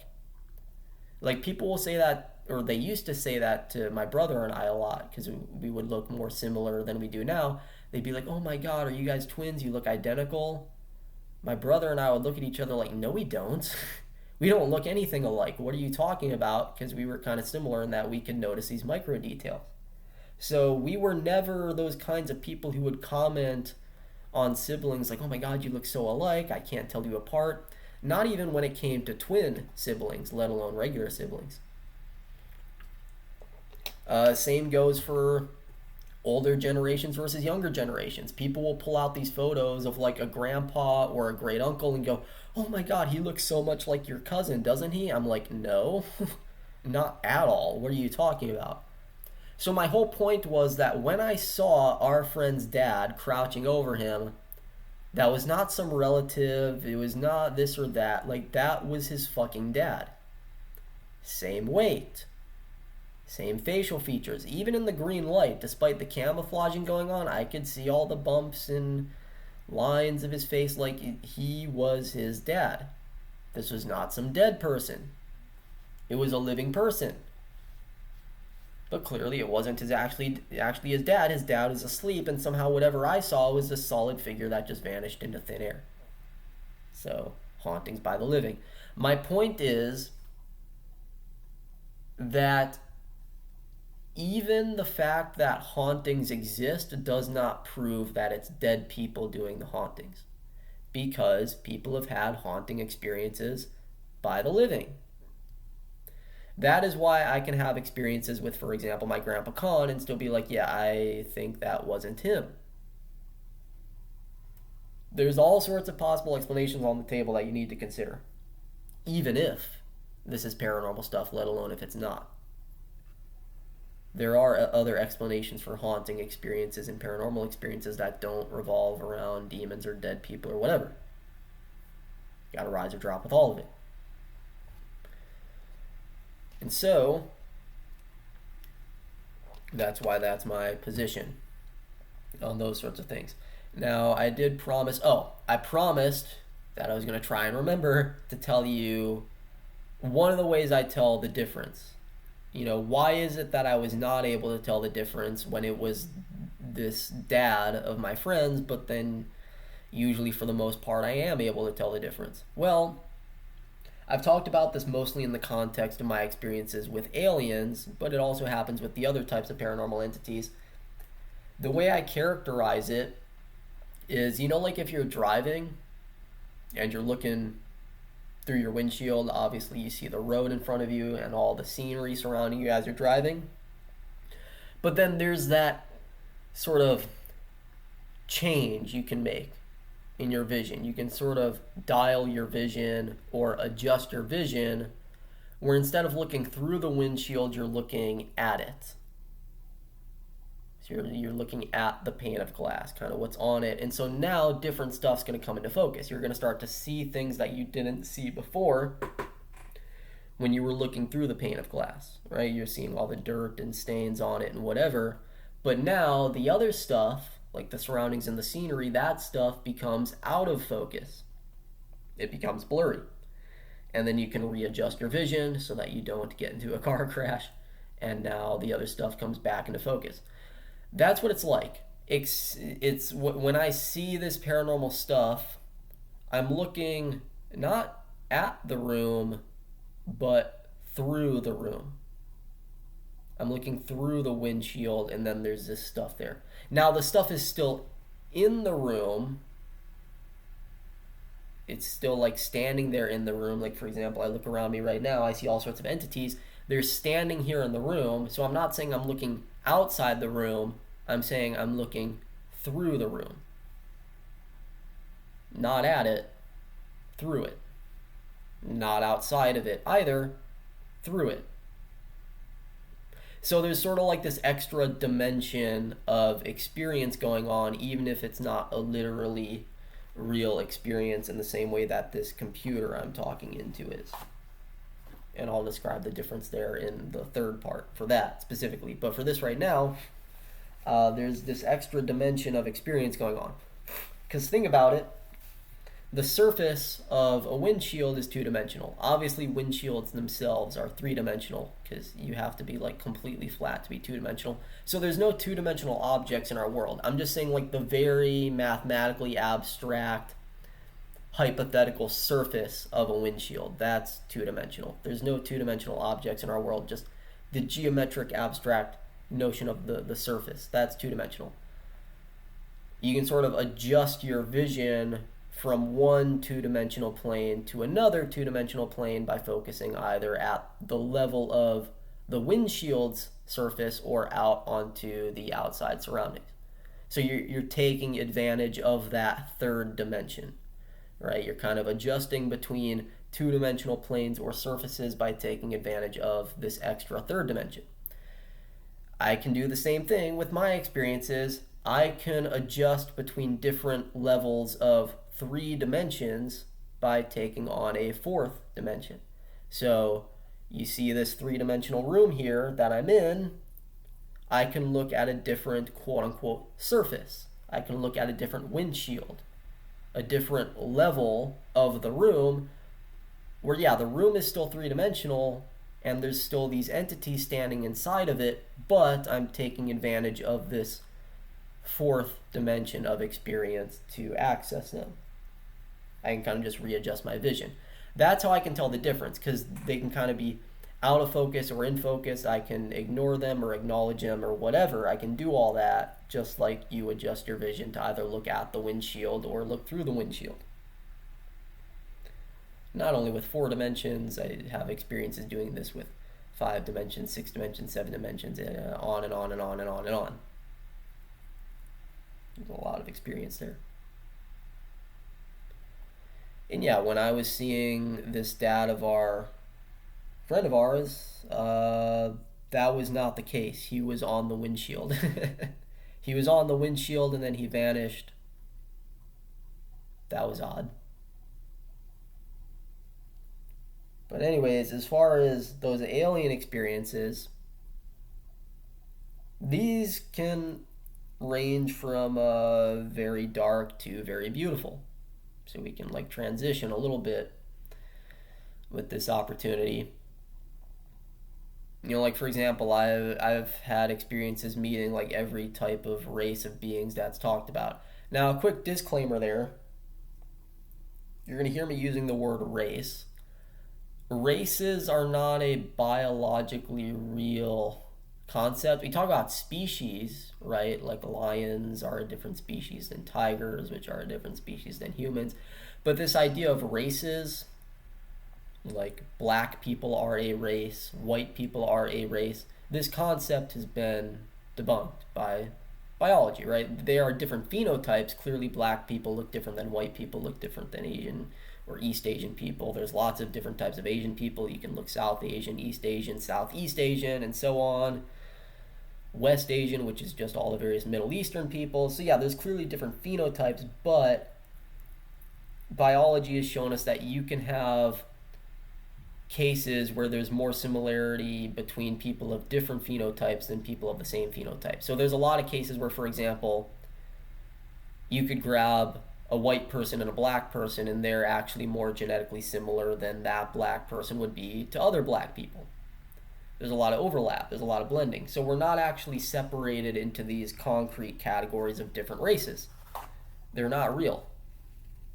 There's no such thing as the black race or the white race. There's black people as a phenotype, right? The color of their skin, the look of their eyes, typical eye coloring, hair coloring, and then same with white people and all sorts of other people. So phenotypes are real, but races are not. But what you have to remember is we're talking about experiences here, experiences of mine which may not reflect reality at all. So they've got their own mythos going on.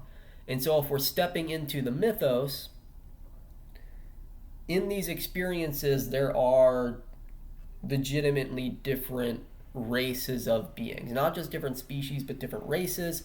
Why do I call them races instead of species? Well, because there's a lot of cases in which they're non-biological, and so there's not really anything biological going on. It's something else.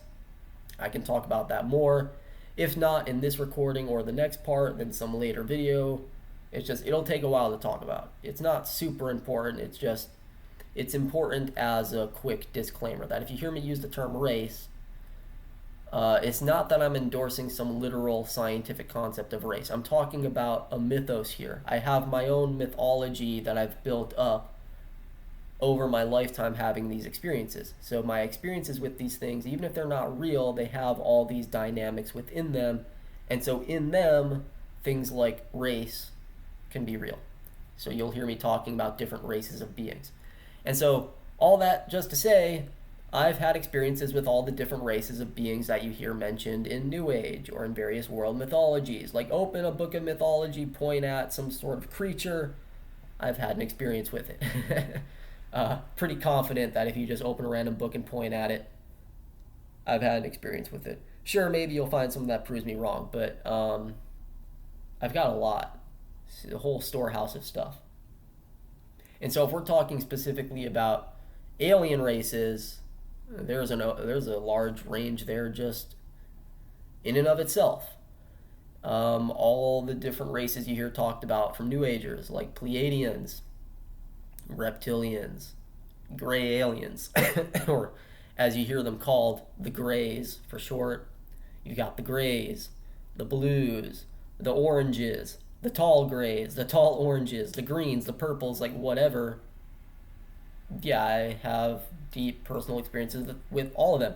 In fact, I've got friends who are all of them. Even if they're just hallucinations, I still consider them friends just because, well, hey, if you're hallucinating this stuff and it feels real, might as well enjoy it, right? They're experiences, so even if I'm not talking to a real being, you can still have fun with them. So yeah, I have a lot of friends.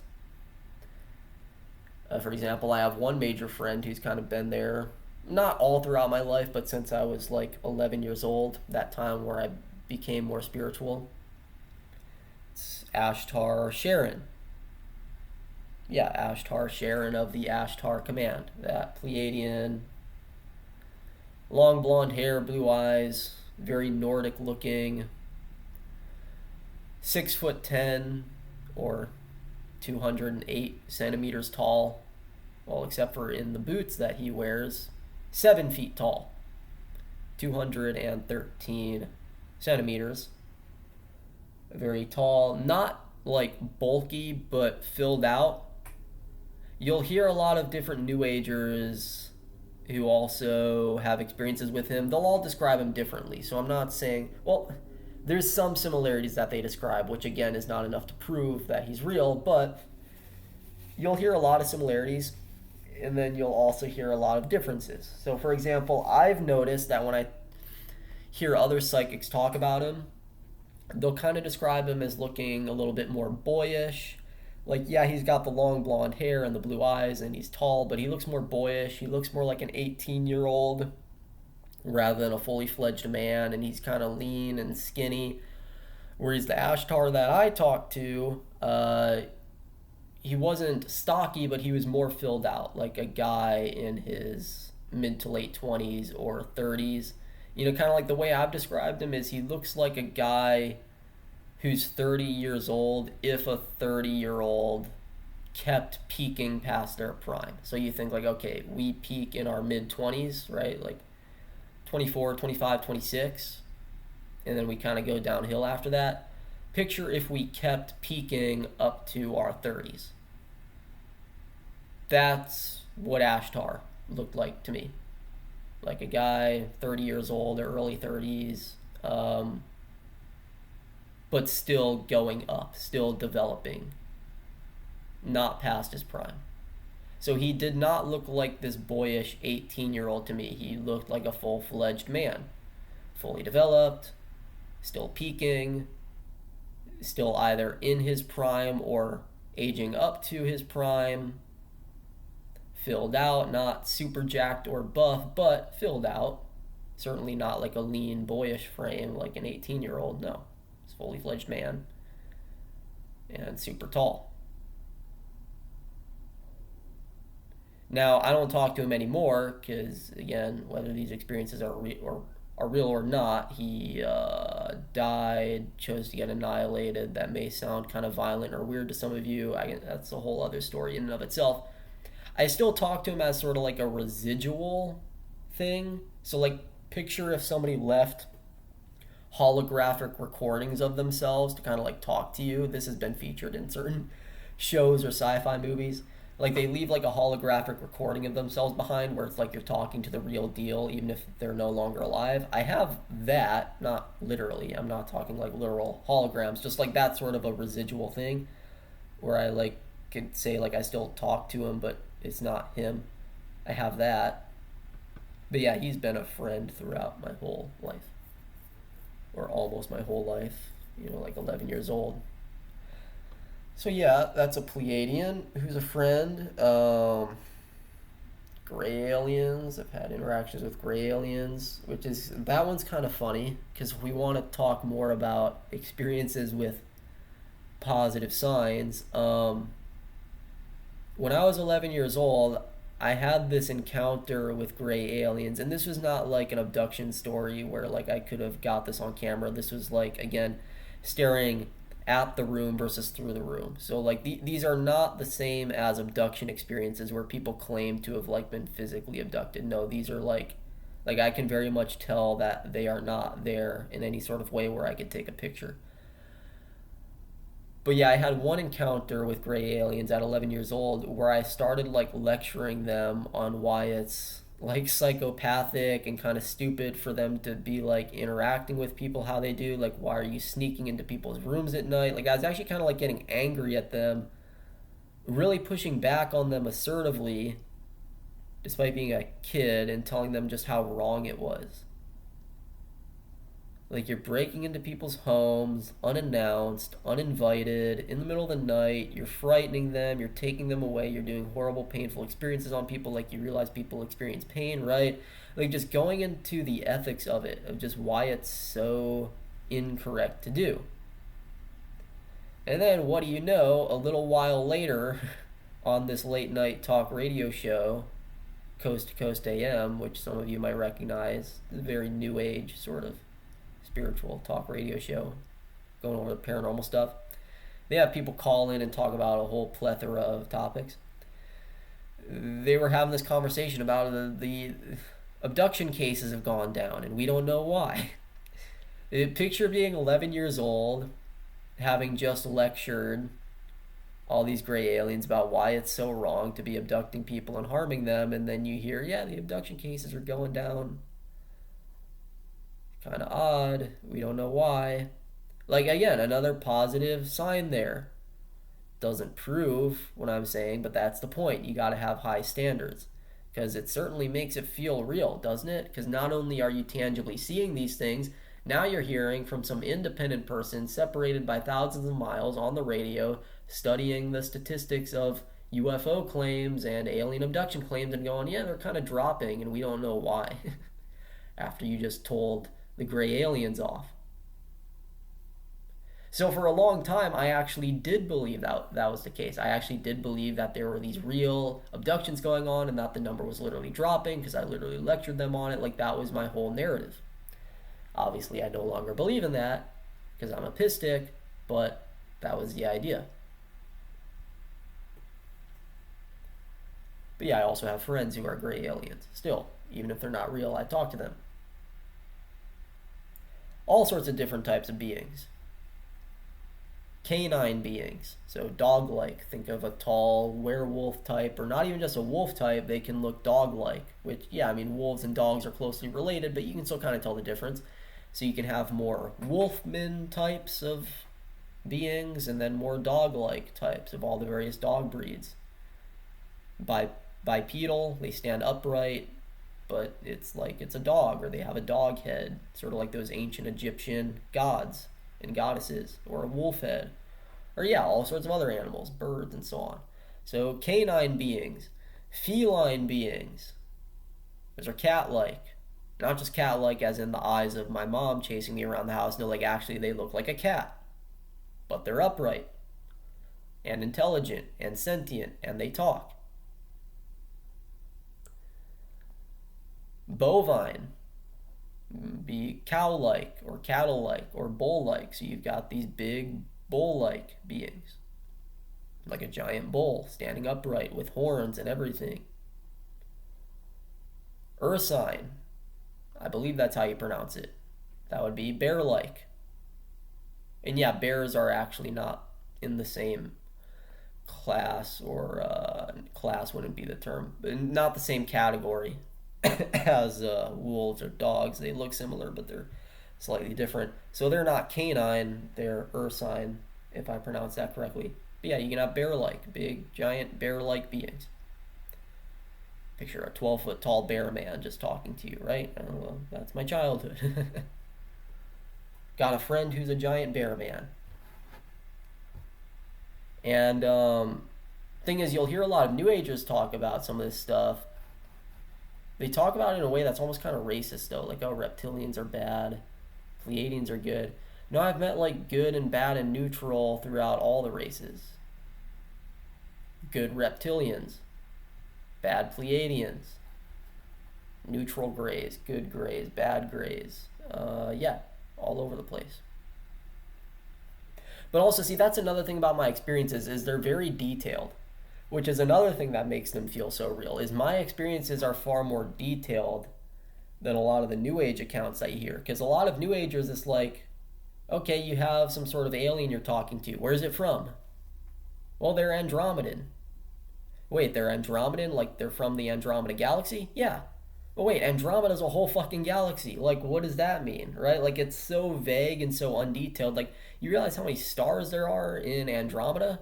Okay, which star do they live around? Which planet do they live on? Do they even live on a planet? Do they live on something else or in something else? Do they live on a moon? Do they live in some giant space station or some giant mothership or some giant starship? Do they even live around a star? You know, there's such a thing as what are called rogue planets. These are planets that are just floating out in the cold depths of space. They don't have a parent star. Do they live on a rogue planet? Fun fact, I've had experiences on rogue planets, which is a very eerie sort of thing. But Yeah, like where do they live? You're saying they live in Andromeda. That's like calling us humans Milky Waylings or something. Like, what do you mean? You see that a lot. Even with the term Pleiadian. So, like, whenever I would call them Pleiadians, I wouldn't stop there. I would actually describe the star they came from. So, for example, I would not just label Ashtar a Pleiadian. Whenever I had conversations about him, I'd be like, yeah, he's from a planet, like the third planet around the star, Pleione, and like stuff like that. Or like he would like move around. He would live between the second and the third planet around the star Pleione. So he's not just Pleiadian, there's that specific star that he lives around.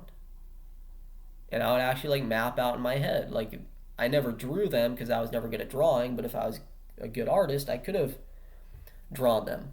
Like each of the like you see those pictures of our solar system, like the sun and then Mercury, Venus, like they kind of chart out our solar system. If I was a good artist, I could have done that with each of the stars in the Pleiades in my experiences. Not just the Pleiades, but all of them. Sort of like looked at the planets orbiting around them. Like, oh, Ashtar lived here. And then went even further, zoomed in further and described what the climate looked like, and the buildings, and the architecture. Like, you're talking J.R.R. Tolkien levels of world building, if not far more. Like, super detailed. I had all that in there. I wasn't just saying, oh, they're from Andromeda. No, I had, like, these people live in neighborhoods. They have skyscrapers. They have oceans. They go to the beach. They have the equivalent of DMVs. They don't actually have DMVs, but you get what I mean, right? Like they have offices. They have infrastructure. They have culture. They have music. They have food. Even if they're immortal and don't need to eat, food is more of a luxury. You eat it not because you have to, but because it's enjoyable. So they have their own cuisine, their own culture, their own art, all these things they enjoy, and I could like describe in depth to you what that all looked like, even now, right? Because even though I don't believe in it, I still experience it. That's how it's been for me. Not vague at all. And then yeah, like I said, with the moral alignments of all of them too, super detailed. You could have really ethical, really good Pleiadians, really bad ones who are really destructive. Not just really destructive reptilians, those are there too, like the New Agers talk about, but also good reptilians. Like I'm talking beings who look like literal monsters, but they're good. Which is kind of cool, right? It's like having a badass superhero there, like this fucking monster, but oh, they're not evil. They're a good guy. And then vice versa. Somebody who looks very put together, very pristine, but is actually destructive. Like another example I could talk about, black-eyed kids.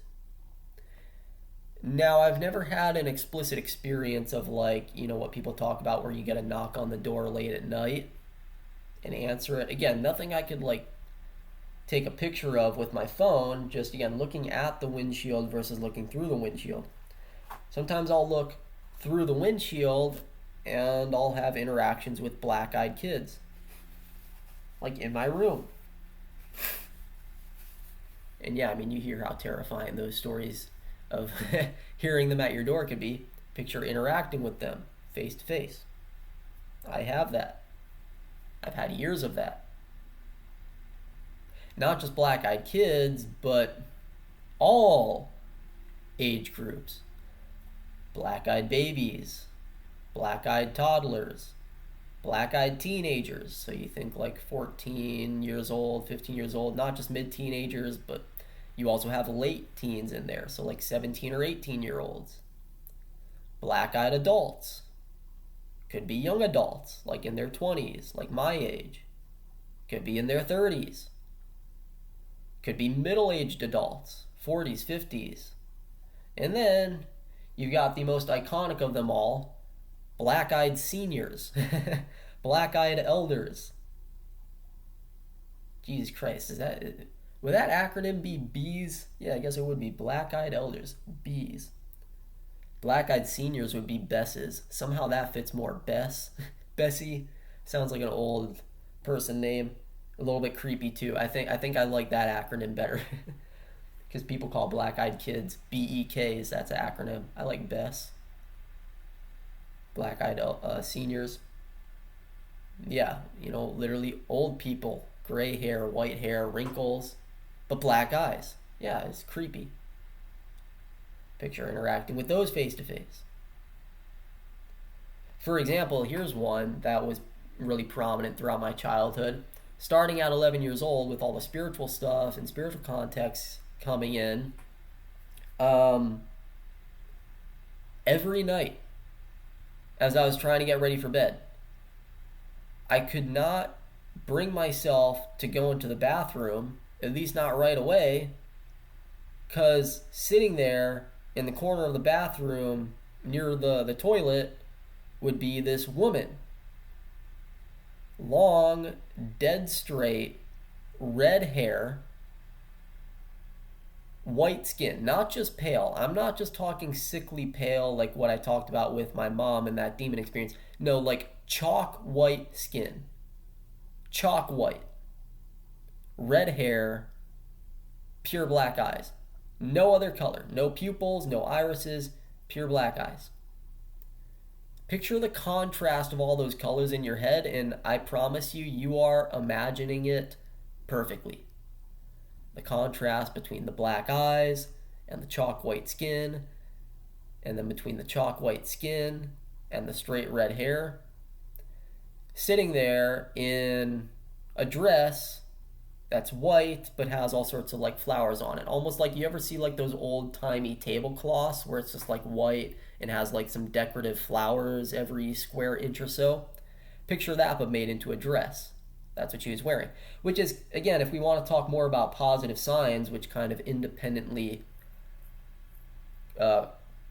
corroborate each other, like what I was saying, where we can look at these positive signs even though they are not mountains of evidence. Another positive sign is the fact that when people do have encounters with black-eyed kids and so on, they'll often describe them as wearing like clothing from the 1800s, like it looks kind of outdated. Sometimes they'll just be in like a hoodie or jeans or modern clothing, but a lot of times they'll be wearing like old-timey clothing.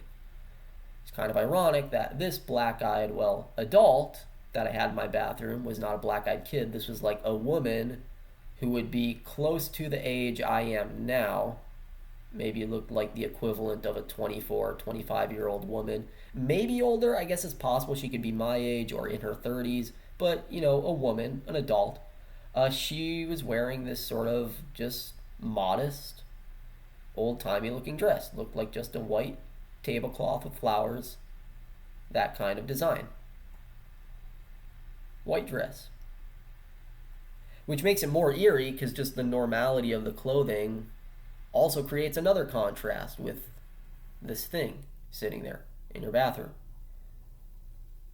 Long black fingernails, not super long, but long enough to have a little bit of sharpness to them and be kind of thick. Like picture if you took an almond and just like replaced your fingernails with almonds, like they'd be kind of like thick, sharp fingernails. That's what her fingernails look like, just like thick black almonds. A lot of contrast going on, and yeah, it's a pretty striking appearance to have. This woman would be sitting there in the bathroom every night as I'm trying to get ready for bed, and it's like, oh, I don't want to go in there because she's just kind of staring at me. My brother and I shared a bathroom, so we had two sinks. My sink, like I was saying earlier, I like to be near walls, definitely when I'm going to sleep, but ironically, my sink was near the wall, which means it was right in front of that corner with that toilet that she was sitting in.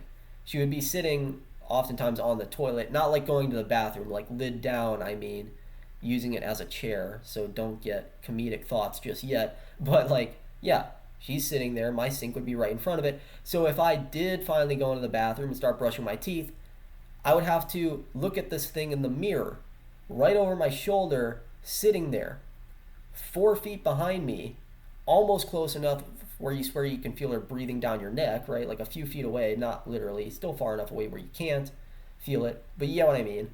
Looking at this thing in the mirror right behind me, brushing my teeth, just dead stare, no movement. Maybe like a tiny little bobble here and there, like you can tell they're alive and that they're not a mannequin, but just still enough where it's like, it's why I don't want to stand here with this thing looking at me. So a lot of times I would just stand there and my parents would be like, why are you taking so long to get ready for bed? Well, this nightly routine is getting a little bit uncomfortable. So uh, that's something else too that you'll hear spiritual people or New Agers talk about. Why do a lot of paranormal experiences happen in the bedroom or the bathroom? I actually had my own spiritual explanation for this, which was that, well, that's when you have your guardrails down the most, right? When you're in bed or about to go to bed or about to go to sleep, you don't have your filters up. You don't have your guardrails up, at least not as much as you do during the day. You're just kind of letting yourself go, right? You're not putting on a mask. You're not acting like somebody different than you are. You're just being completely vulnerable. You're not setting up boundaries. You're not setting up social boundaries. Just your guardrails are down. And so the idea is spiritual experiences are more likely to be had if your ego is kind of slipped out of the way and your guardrails are down. You kind of open up the floodgates where you're able to access these other realms. Same with the bathroom, right? If you're in the bathroom, you have your guardrails down. There's no social taboos in a bathroom, like everything goes there. So, bedroom, bathroom, you're more likely to drop your ego, so to speak. You're more likely to be able to have spiritual experiences. Now, obviously, I had spiritual experiences every fucking where. So, that was not the case with me, but yeah, I mean, you would have like a lot of consistency maybe in like bathroom or bedroom experiences where it's just the woman sitting there the whole time. So even if not more tangible or more accessible in the bathroom, you would have like consistent themes like that. That's maybe one trait I could possibly point out, but there was a lot of consistency in other places as well. And like, notice how much that explanation of mine clicks. The dropping the guardrails, the slipping away of the ego, and how that opens you up to other realms. Like, this was an explanation where as a kid, I would meet psychics and tell this to psychics, and it's just like, oh my god, this kid is like a spiritual prodigy. He's a genius. Like, oh my god, how did he come up with that? Like, this was a profound explanation. So, I'm not necessarily exaggerating when I say that if I was good at marketing, which I'm not. I suck at marketing. I'm sitting here talking to you through a black screen, no video editing. So I'm not good at marketing. But if I was good at marketing, I could have been like a very highly respected psychic. Like, you know, all these psychics, even if they're not really psychic, they manage to make themselves seem psychic and they manage to garner a lot of respect with all their profound looking insights. I had a lot of profound looking insights, especially for a kid. To just throw something together like that, like an explanation for why bedroom and bathroom experiences are more often to happen with the paranormal. Now, what's my explanation for this now? I mean, I don't quite have one per se, just I don't have a committed position on it yet. I can kind of think through and maybe come up with something. All I'm saying is that was my explanation back then. See what I'm saying?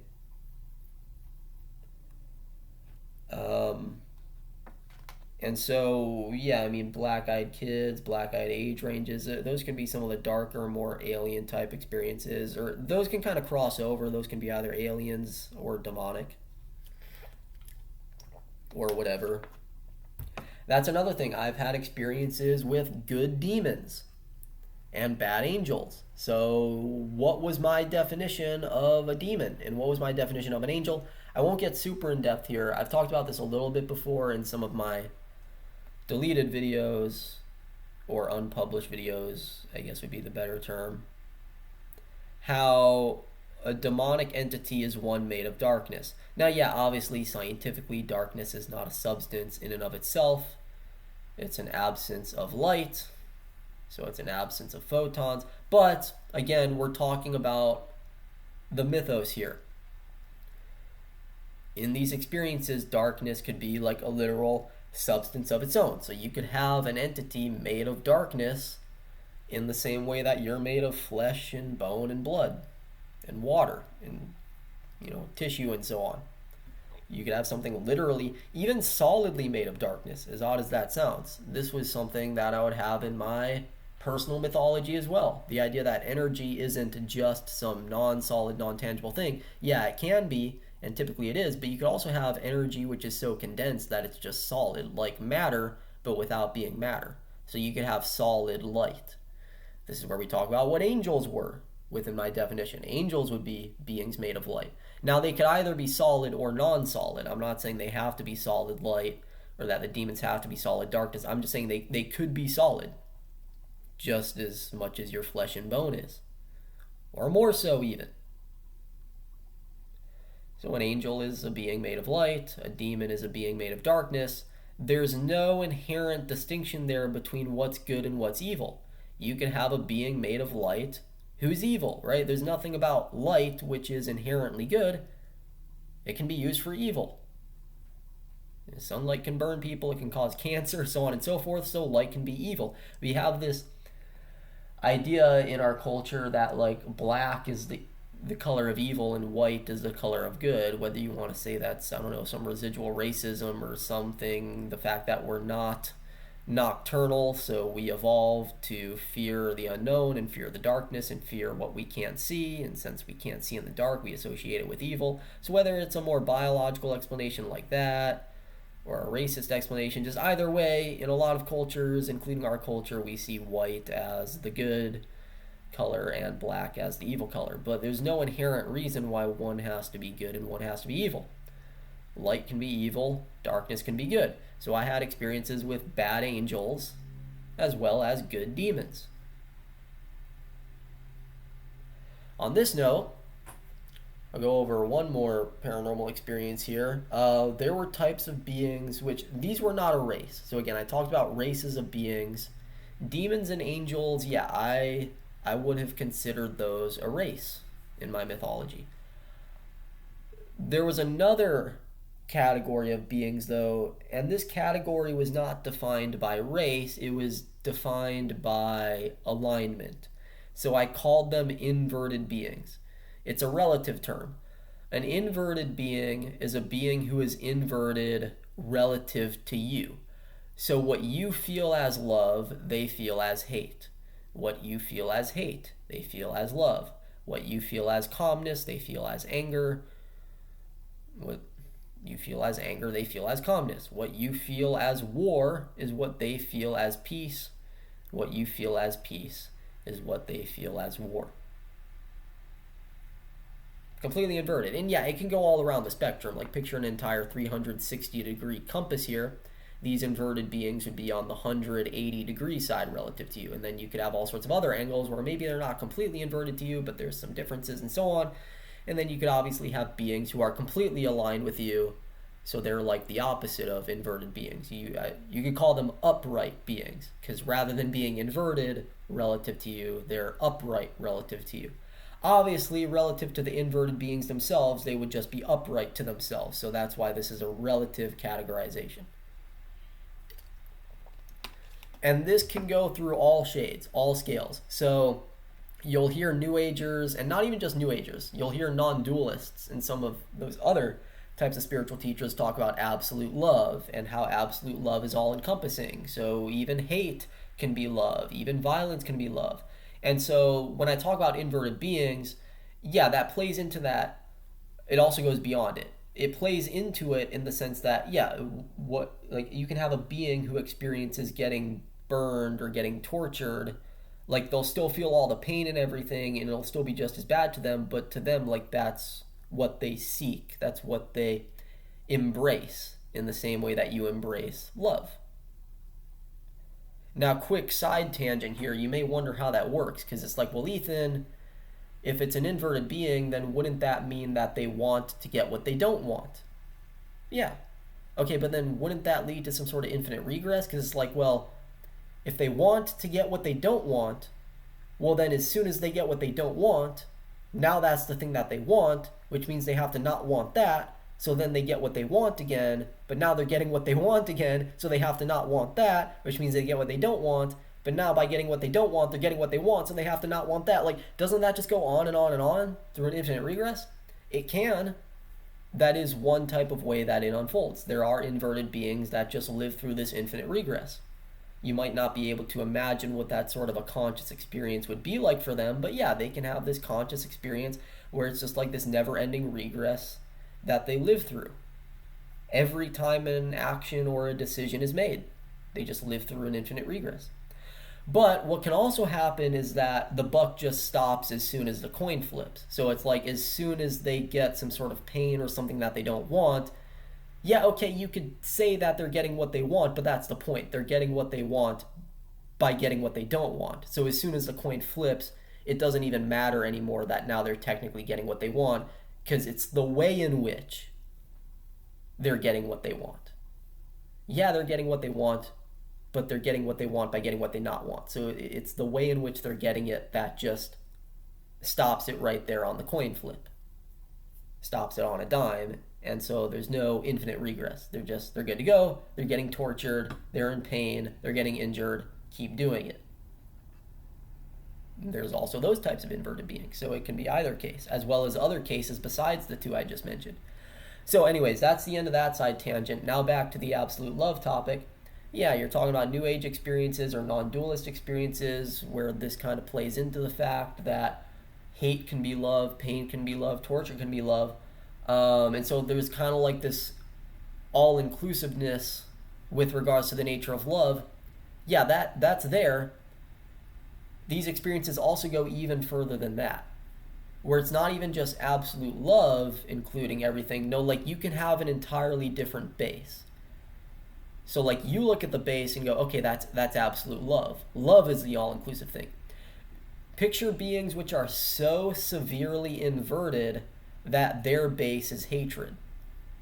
So it's not about absolute love, it's about absolute hatred. If you try to say, oh, well, your absolute hatred, that's just love. And so, like, if you try to embrace it and absorb it back into the base, it doesn't work. Like, for them, the ultimate base, even if you're trying to make an argument for some sort of metaphysical base, like some sort of metaphysical nature of reality, where reality is love, like, even from a sort of metaphysical, purely foundational sense, it's hatred.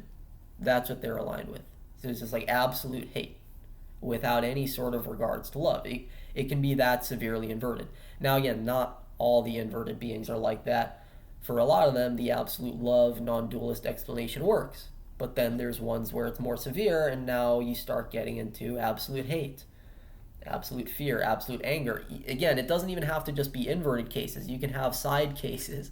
So like absolute indifference, absolute laughter, absolute humor, absolute weirdness, absolute strangeness, all this stuff as you go around the compass. Like I said, it's not just the 180-degree side. You can have all sorts of other stuff. So yeah, you can get into all these bases, all these absolutes and so on. And that's there. But I'm going to talk about a paranormal experience here where the being was more along the lines of like the non-dualist case, where, okay, yeah, they're an inverted being, so hatred to them is felt as love, but like, yeah, the base is still like love. You could argue that absolute love includes what they are and what they feel. So I was talking to this osteopath. I used to go see an osteopath. They're kind of like a chiropractor, sort of.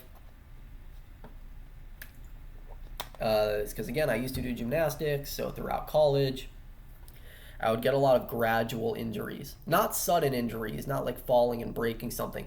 Gradual injuries. So, like, you work out almost every day, week after week after week, your body starts to wear down, and so I would go and get adjustments, right? It would help. Every week I would go and get adjustments so that I'm fresh restarting for the week. You know, my shoulder's no longer jacked up from last week. My ankle's no longer refusing to bend all the way from last week, right? Like I'm starting fresh. So I would go and get these adjustments from this osteopath. And, you know, she turned out to be pretty spiritual, so we would have these spiritual conversations about a lot of stuff while I'd be sitting there getting these adjustments for an hour or two. And so she started telling me about this friend up in Colorado, like this family friend who had a daughter, and they went out into this dark forest up in Colorado at night and did some sort of seance, some sort of ritual. And now the daughter was having all sorts of horrible symptoms. She would be sick all the time, and she would just suddenly, like, fall into the bed, like, get pinned down to the bed or to the floor, and, like, arch her back and laugh hysterically, just kind of start cackling and saying, or screaming, it's pulling me down into the darkness. Just like saying all this stuff, like stuff that looks like your stereotypical demonic possession in a Hollywood movie, that sort of stuff. And as she was telling me this story, I sat there and I decided I'm going to pull this entity in front of me now. And I did not tell my osteopath that I was doing that. I kind of just sat there, kept nodding along, kept listening to the story. All the while, I'm sitting there in my own mind. I'm like, I'm pulling this entity. I'm putting it right in front of me here right now. So I pull this entity in, and you gotta remember, inverted being is a term that I invented for myself. So my osteopath was not saying that this was an inverted being. In her mind, this was a demon. This was a case of demonic possession. I pulled this being in front of me, and this was an inverted being. So I decided I would keep this thing with me and sort of like get to know it. Get to know it on a personal level and figure out what it wants. What's its moral alignment. You got to learn to communicate. We have different standards for what we like, what we dislike. I was going to do that with this thing. Figure out what it's like, communicate with it. How do you treat it how it wants to be treated? People say the golden rule is treat others how you would like to be treated. No, it's treat others how they would like to be treated to the best of your ability. Obviously, you're not always going to be able to do that because sometimes people's expectations are going to be too much for you to work with, but that's why I say you treat others as they would like to be treated to the best of your ability. So I was going to do that with this thing. So what I did is after our session was over, I took this thing with me out to my car and I binded it to my car seat. Binded. I'm using like spell terms here, like spellbound, like you're talking like magic and so on. Again, stuff I don't believe in anymore, but that was the narrative that was going on. That was the experience of it. I binded this thing to my car seat in shotgun. I drove around with this thing in shotgun for a few days. You gotta think I'm a college student. I'm driving to practice or driving to class, back and forth to my dorm. Like, I was doing that with this thing in my car for the next few days. Just sort of talking to it, joking around with it. Does that make me the real life Dean Winchester? I have no clue. Just kind of casually pegging this thing. Like it's your buddy, and yeah, I got to know it. Of course, it was kind of had like a stern, aggressive, I'm not talking to you look, but again, that's because this was an inverted being. And so, like, if it gives you the cold shoulder, that's a good thing. I found out more and more that this thing was inverted, not just through the cold shoulder treatment, but even through stuff it said. But I was still trying to figure out what exactly it wanted. What exactly did its invertedness look like for it? What exactly were its preferences? That's why I had it binded to my car seat. And so you think like all these terms like spell binding and stuff, like if you ever read fairy tales and wonder where they come from people like me. Magi, mages, sorcerers, shamans, wizards, warlocks. There are people like me who have these types of experiences. Even if they're not real, the experiences happen. Experiences of summoning stuff, binding stuff, interacting with stuff, all these spells. So that's where fairy tales come from. That's the stuff that fairy tales are made of. So after I kind of, had this thing binded to my car seat for a few days, of course I figured out more and more it was inverted, but I still kind of wanted to hit the nail on the head, figure out exactly and precisely what it wanted, because again, inverted beings can have different preferences just like we all can have different preferences. So just because you figure out that it's inverted doesn't mean that you figured out the full story. You figured out the general details. Now you've got to figure out the specific details. So I unbinded it from my car seat, took it up to my dorm room. It was still binded up, just not in my car seat. I had it binded up with me as I was walking up there. Finally put it in front of me, and then unbinded it completely and asked me, "What is it you want?" I asked it, "What is it you want?" And it said, "To destroy you." It said destruction more generally. It didn't just say to destroy you, it said destruction. So that's where I figured out, like, even if it wasn't to destroy me, what I figured out is that as long as there was destruction in general, it would be getting what it wanted. Destroying me was just like one manifestation of that. Really, what it wanted was just pure, raw destruction, whether it was me or not. That's how ruthless it was. It just wanted pure destruction. It didn't care who, it didn't care what. It just wanted destruction. So I said, okay, let me give you what you want. And I annihilated it right there on the spot. It ceased to exist.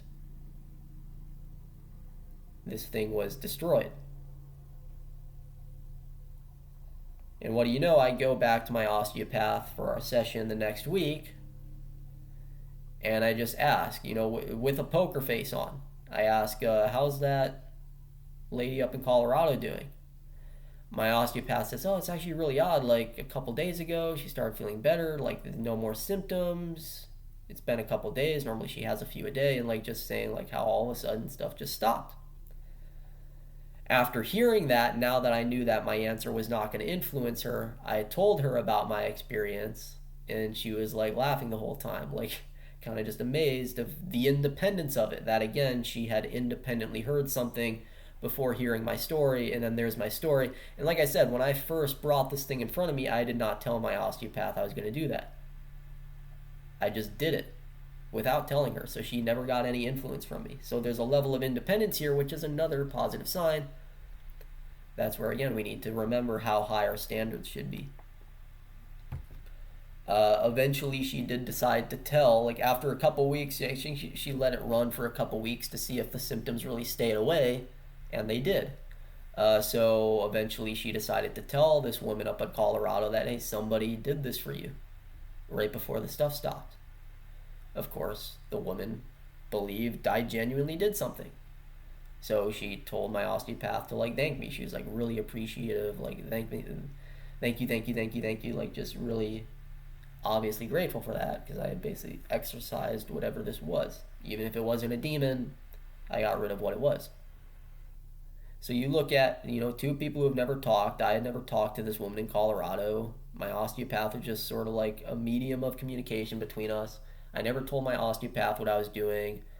I just asked her what happened, and after all the stuff I experienced, all of a sudden this woman's experiences up in Colorado stopped. Separated by hundreds of miles. I live in Oklahoma, which sort of has a small border with Colorado. We're hundreds of miles away from each other, and we have this independent corroboration. So you got to look at the positive signs and realize even that's not enough. So once again, I'm not a skeptic due to some lack of exposure to spirituality or to the paranormal. I've had a whole lifetime's worth of this stuff. Huge experiences where, again, I go and I talk to psychics, and I'm like the psychic of psychics. I'm like the most profound thing they've ever heard, like this complete prodigy. The only reason I still don't believe in this stuff is because, yeah, I can acknowledge all the signs that are there in the experiences while also acknowledging we've got to have more. And so that's the goal. That's the standard I try to hold myself to. And so I can talk more about some of these experiences, like some of the alien ones and so on, in the next part, and then some of the even more beautiful ones. Just trying to remind you of the point of this 3-part video, or not video, recording. The point of this recording is to show you where the standards sit and then set a bar, set a higher standard that I think we should all try to live by. Because Yeah, I mean, there's a lot here, right? It's hard to look at experiences like this where there's all this independent corroboration. Look at that and go, yeah, I'm just gonna let it go. I'm not gonna claim to be psychic anymore. I'm not gonna claim to be spiritual. I don't believe to be a psychic. I don't believe in spiritual stuff. It's hard to do that, but you have to swallow your pride and do it. Of course, it would be amazing for me if my self esteem was at a level where I could look at myself and go, yeah, I am like a comic book superhero. I am time traveling and seeing dinosaurs. I am exercising these inverted beings. I am telling off gray aliens and having the abduction cases go down. Like, that's a lot of amazing stuff. It's hard to convince yourself to turn away from it. But if they don't meet your own standards, well, the meaning of integrity is that you've got to do it anyways. So we've all got to try to hold ourselves to a standard of integrity. So as much as I virtue signal that, that just means I've really got to hold myself responsible to actually do it. And so I try my best. Anyways, with that said, I will see you all in the next recording. Create a nice day.